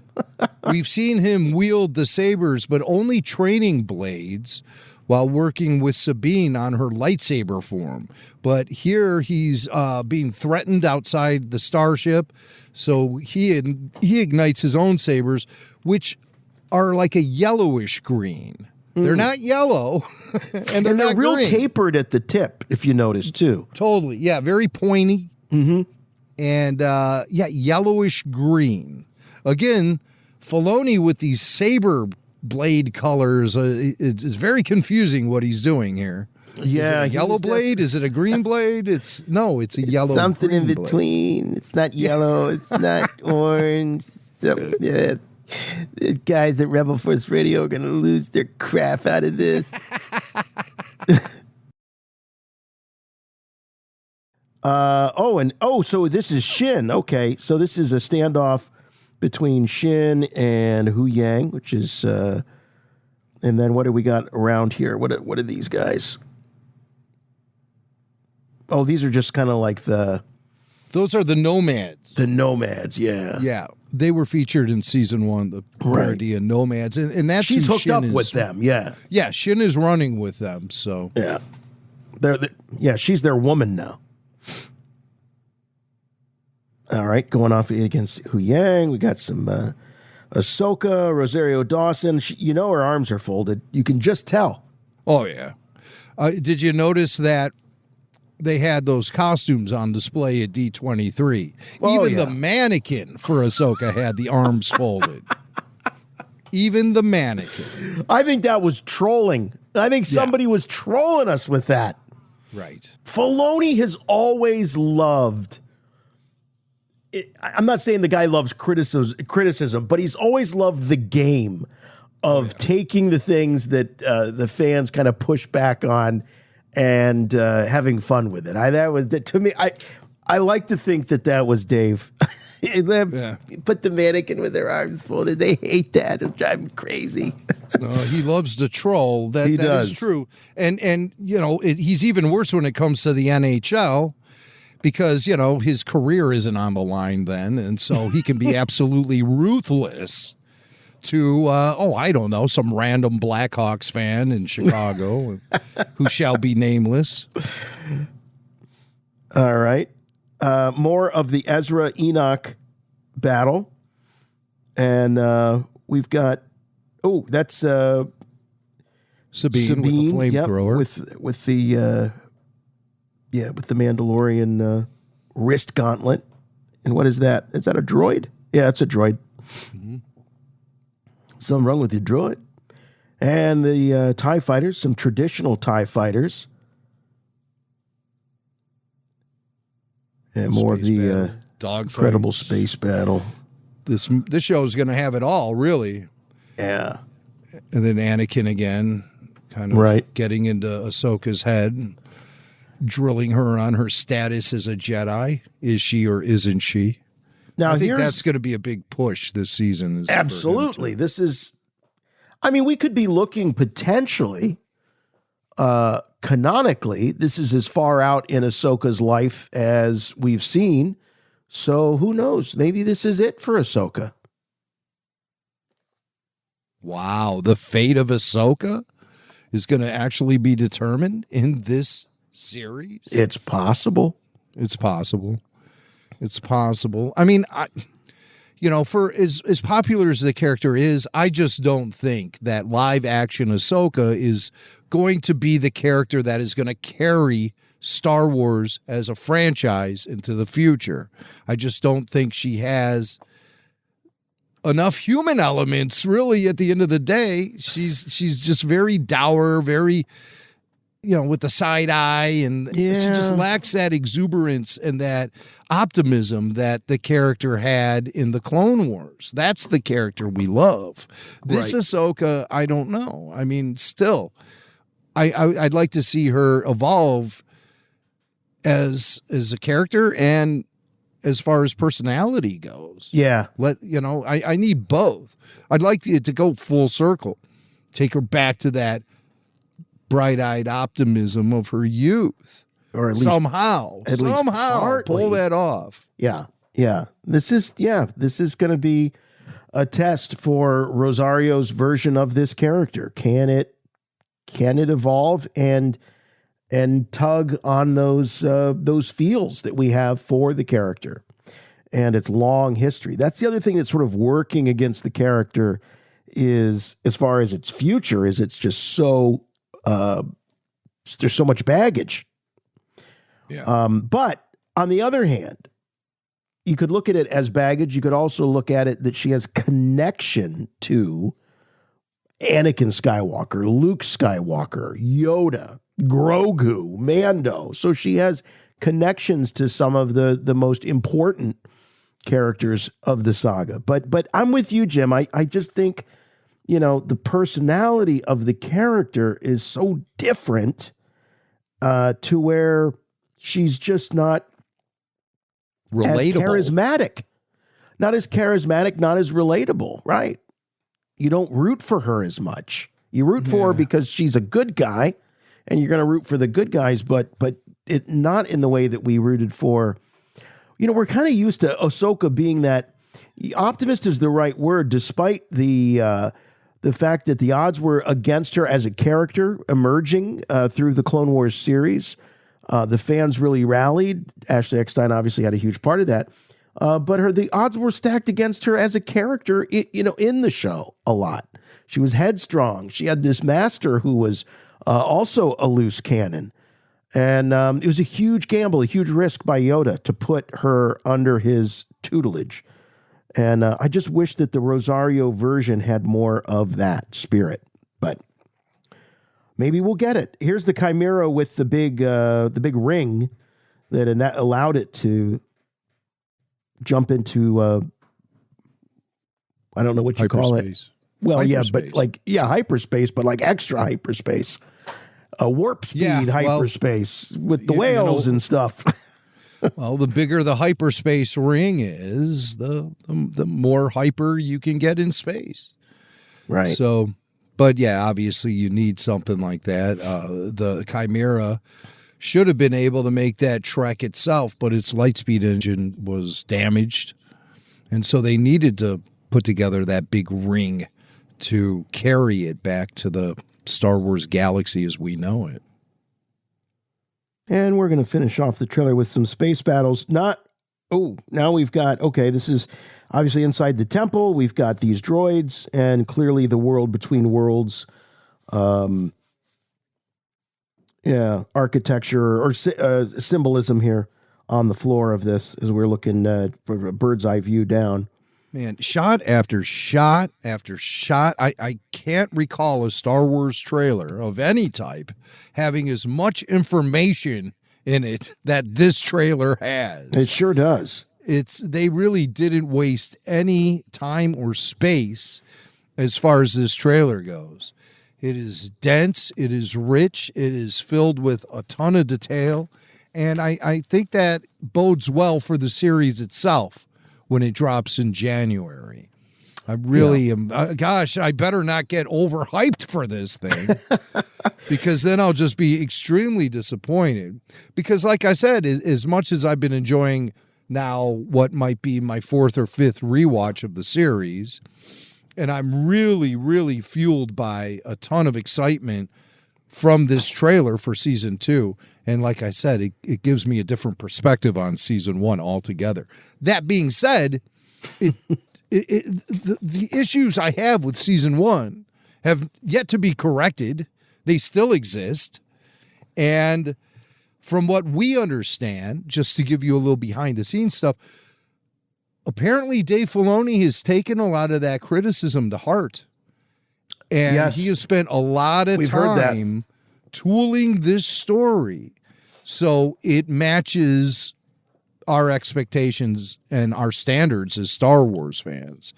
I think he might understand that with season 1, it was biting off a little more it could chew by continuing the story as it was laid out in Star Wars Rebels.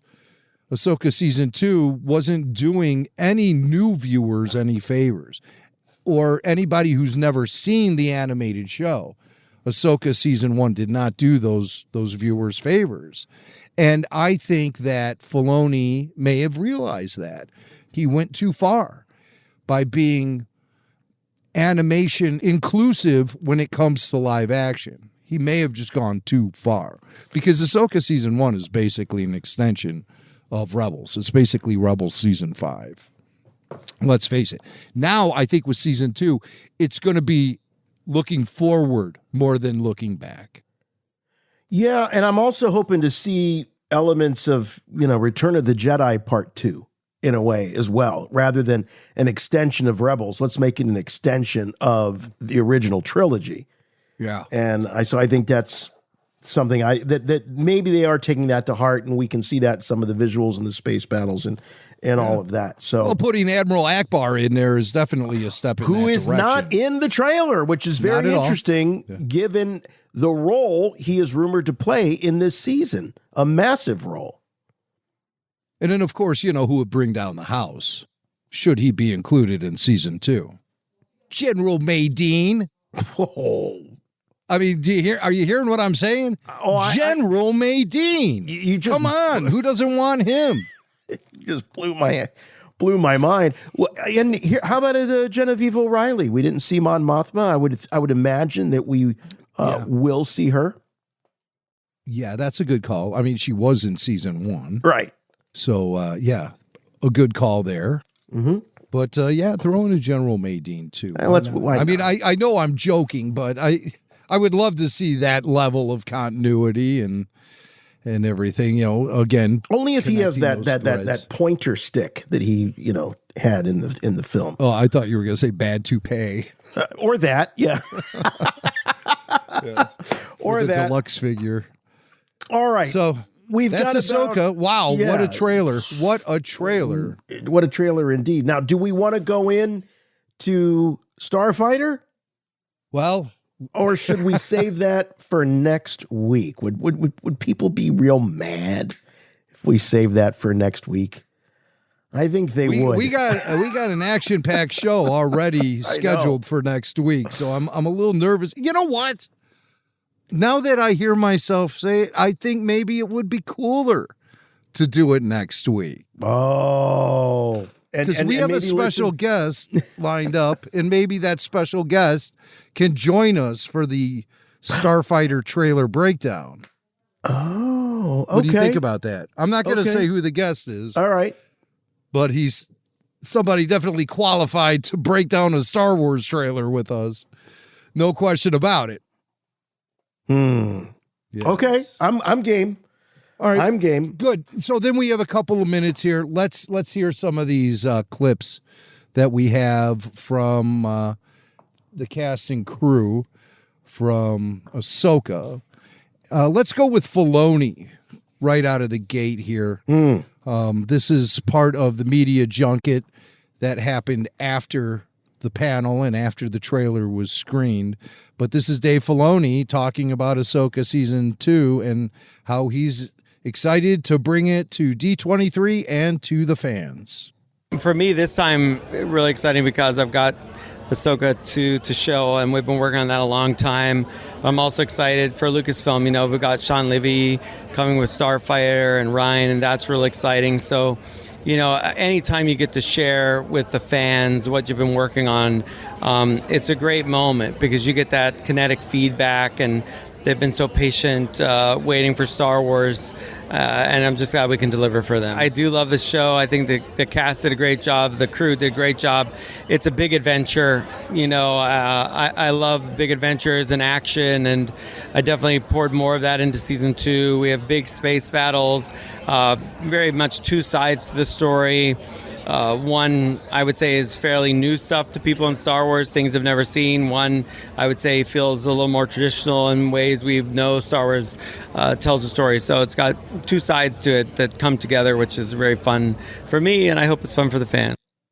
I like what he's throwing down there. I like this idea of him understanding that it can't be all new and not and feel Star Wars adjacent, but it can't also be a greatest hits album either. And so you got to have a little bit of both. And it sounds like Dave realizes that.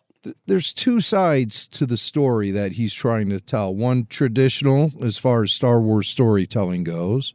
So I would assume he's talking about the fight between good and evil, the rebellion and the Empire at war with each other, putting the wars in Star Wars. And then what do you think the new element is? Could it be Ahsoka struggling with being a Jedi? Oh, whether definitely. or not. Definitely. I think I think that we're going to see a juxtaposition of Ahsoka's relationship with Anakin and Balin's and Shin Hati's relationship with Balin. I think they're going to be playing off. We're going to be seeing how those two relationships are maybe similar in some ways and very different in other ways. We've assumed as fans a lot have over the years that Anakin Skywalker would eventually rise to the role of father in Mortis. Mm-hmm. And Ahsoka would be the daughter. But what if we're wrong about that? And the hierarchy is Balin's skull is the father and Ahsoka is the daughter and Anakin is the son. Nah, that wouldn't work.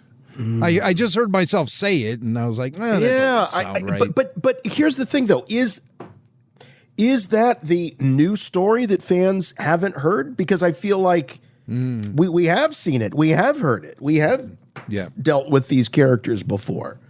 So I don't know. I mean, or is Dave, is he talking about, the hardcore fans that have been on this ride? Or is he talking about more of the mainstream fans and their point of view and what they've seen or not seen in the past?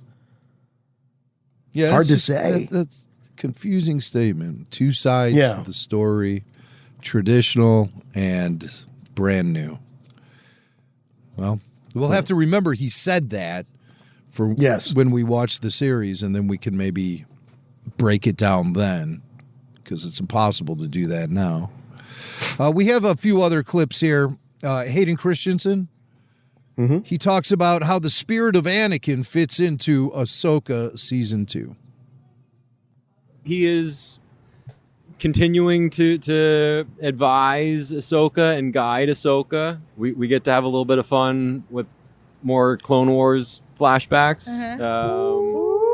I didn't say it. I don't know. That's why I'm so excited. It's in the trailer. These poor actors are terrifying. Okay. And to be fair, we got a sneak peek of the trailer. Okay. And full disclosure. That's good to know. That's good to know. After the trailer's out. Look how afraid they are. Our bosses around. I've done this before. I'm more of listening to you to see what we're allowed to say. I just love how they just left you out on a cliff by yourself with that one. No, we were with them. We were with them. We're about to start spilling as much as we can too. We've seen the trailer. Yes. And this won't air until after everyone has seen the trailer, just for context. So you were saying more of that. Oh man, I love Hayden in that. He's like, I've done that. He looks at, they're all freaking out. Rosario and Eman, and they're freaking out about, oh my God, are we allowed to say that? And Hayden's cool as a cucumber. And just, I've done this before. Not my first rodeo, guys. Ever heard of the prequels and George Lucas? Yeah, right. yeah. Well, they really thought that he tripped up by saying they did what he said about the Clone Wars. And we saw Clone Wars in season 1, gang. Yeah. But you know, I don't fault them. I think people are just so, these actors, when did this, I guess we thank Dave Prowse for this, for God's sake. Like, these actors ever since, you know, the big I am your father reveal, and there's never been anything, even in Star Wars, that came close to that, but everything is such a guarded secret. It's ridiculous. It's so over the top. And they scare the hell out of these actors. They sure do. We're going to take your social media away. Remember when they did that? Yeah, I think it was episode 8, after episode 7, when Daisy and John and Oscar, and they were all sharing stuff on social media. Anthony Daniels. Yeah, I was like, no phones on set. Nothing. I mean, I remember they even announced at one point, like, when they would go in and shoot, they would have to be like, well, we'll be off social media for like the next, 3 months. Yeah. It was crazy. Meanwhile, these celebrities have millions upon millions of followers. Mm-hmm. I mean, you can't buy publicity this great. And the studio is telling these actors, do not promote the film. Yeah. Don't talk about it. It's crazy. Don't say Star Wars. Yeah. Oh, Lord. Yeah, they'll spend a ton of money to make sure that you don't talk about Star Wars. Hey, aren't movie studios supposed to promote their movies? I don't know. Well, Rosario Dawson, she's promoting Ahsoka Season 2, so let's hear what she had to say about how Ahsoka has grown throughout Season 1 and then going into Season 2. I thought we did a lot of healing in that first season.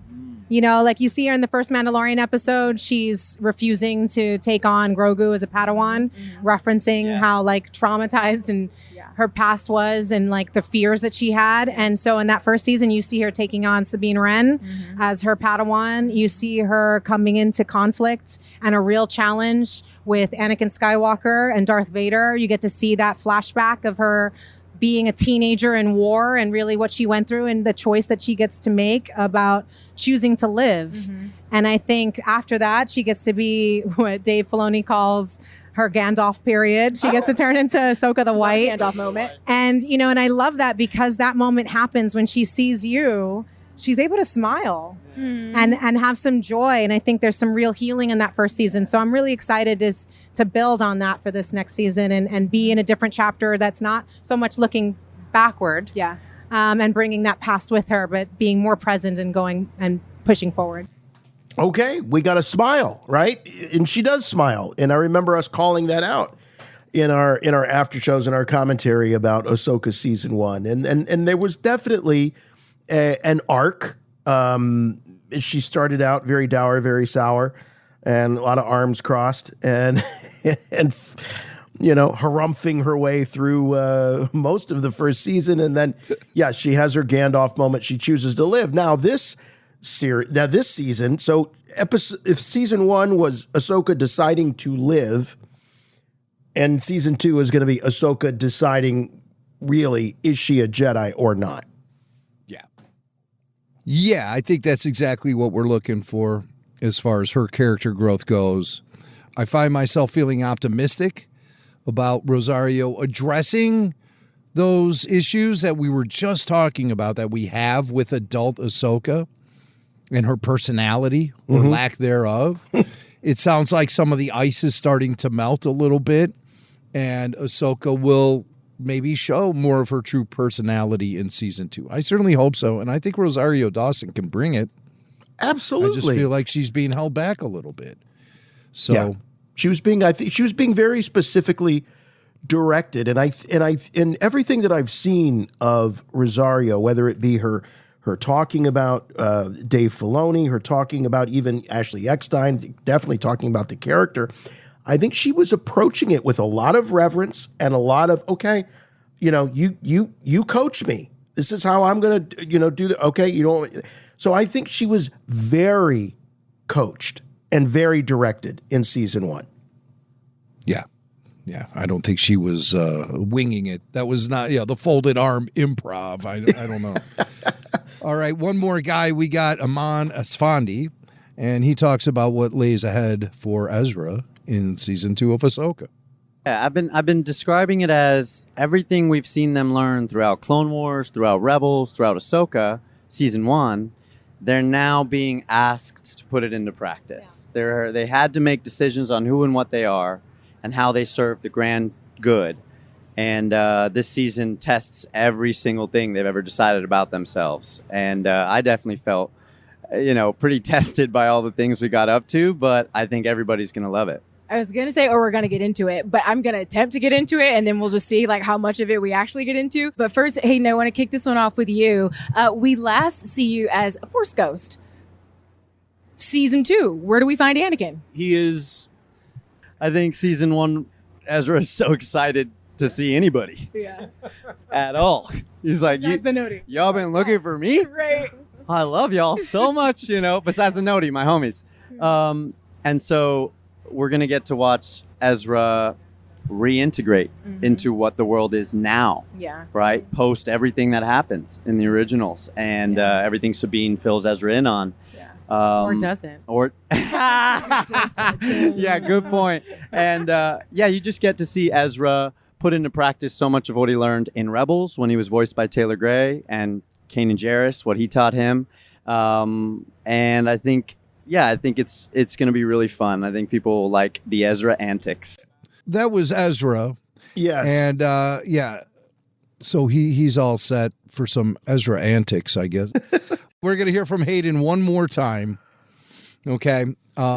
He spoke to USA. This story has picked up a lot of traction. Yeah. I don't know why, because I don't think there's too much meat on the bone here, but we have Hayden Christensen talking to USA Today at the media junket following the D23 panel, and Hayden answers the question, would he like to act opposite Natalie Portman once again in a Star Wars production?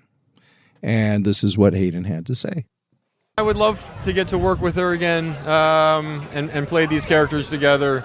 I think there's still opportunity to do that. I love the whole Clone Wars timeline in Star Wars, and it's been a lot of fun to get to explore that a little bit in this series. So I would love to get to do that with her at some point.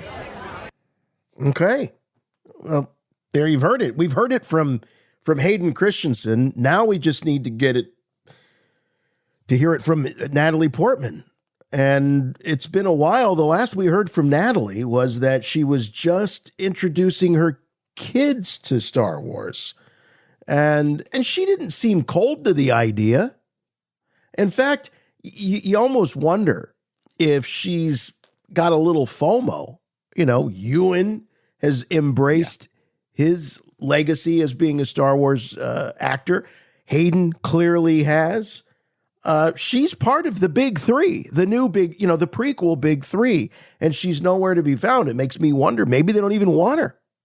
Maybe. I mean, that's definitely something that, people are going to be talking about if they keep pumping out these streaming series and bringing back these legacy actors from the prequels. It's like, hey, look around. I'm seeing Ewan.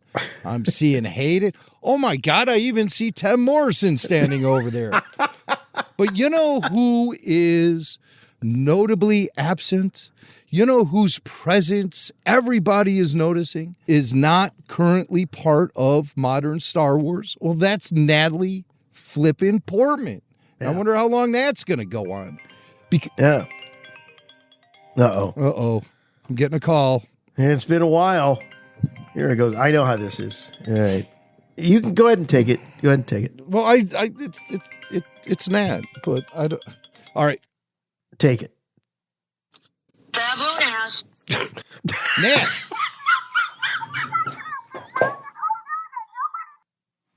I know, that was Carrie Fisher. Yeah, sometimes I use her as a ringtone. No, not for you. No, she was not talking about you. No, that wasn't Swank. That was Carrie Fisher. Listen. Baboon ass. Baboon ass. See? That was not Swank. So what's going on? Are you going to come back to Star Wars or what? Did you hear what Hayden had to say at D23? Ask her if they were ever really a thing, or was that just PR? Mm-hmm. No. Jason wants to know if you and Hayden were ever actually like an item. Yeah. Or if that was just I know you're not that kind of girl.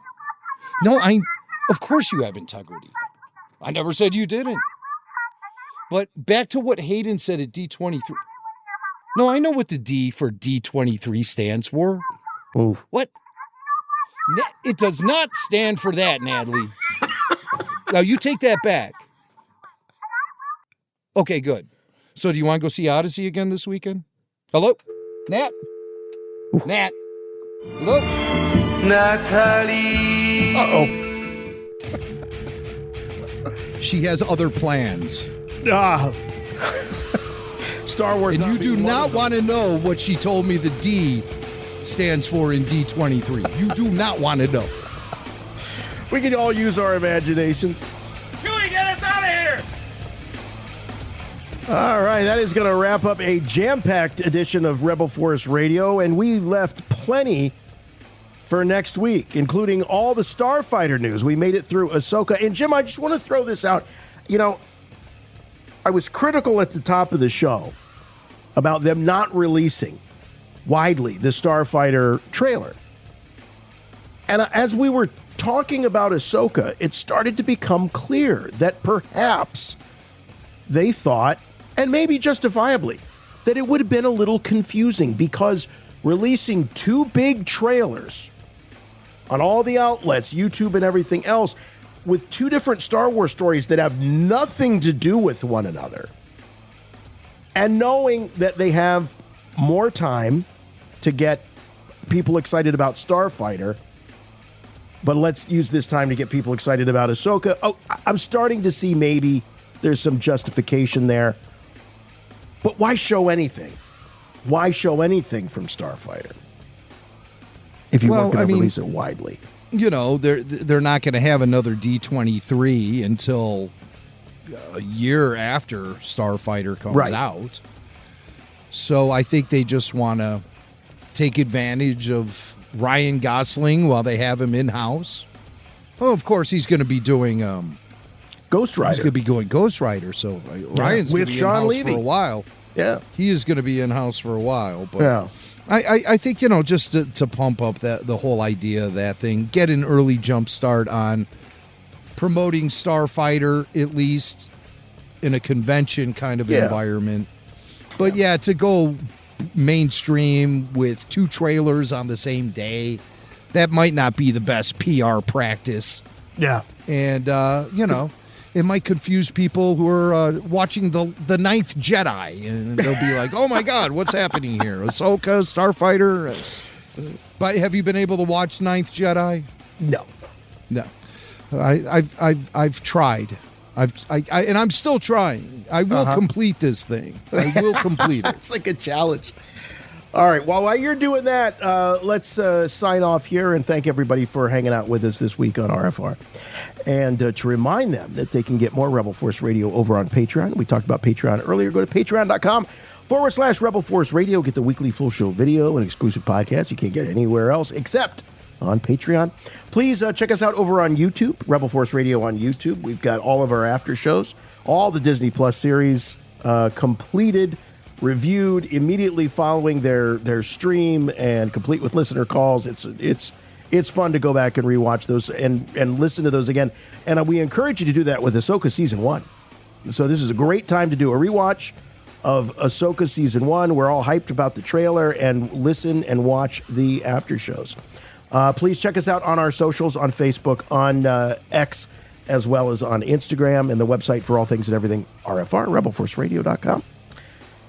So that'll wrap it up. We'll see you next week with lots more and a surprise guest here on RFR.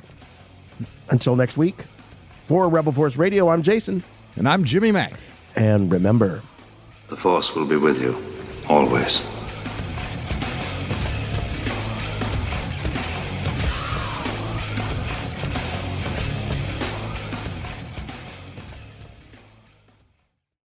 Baboon House.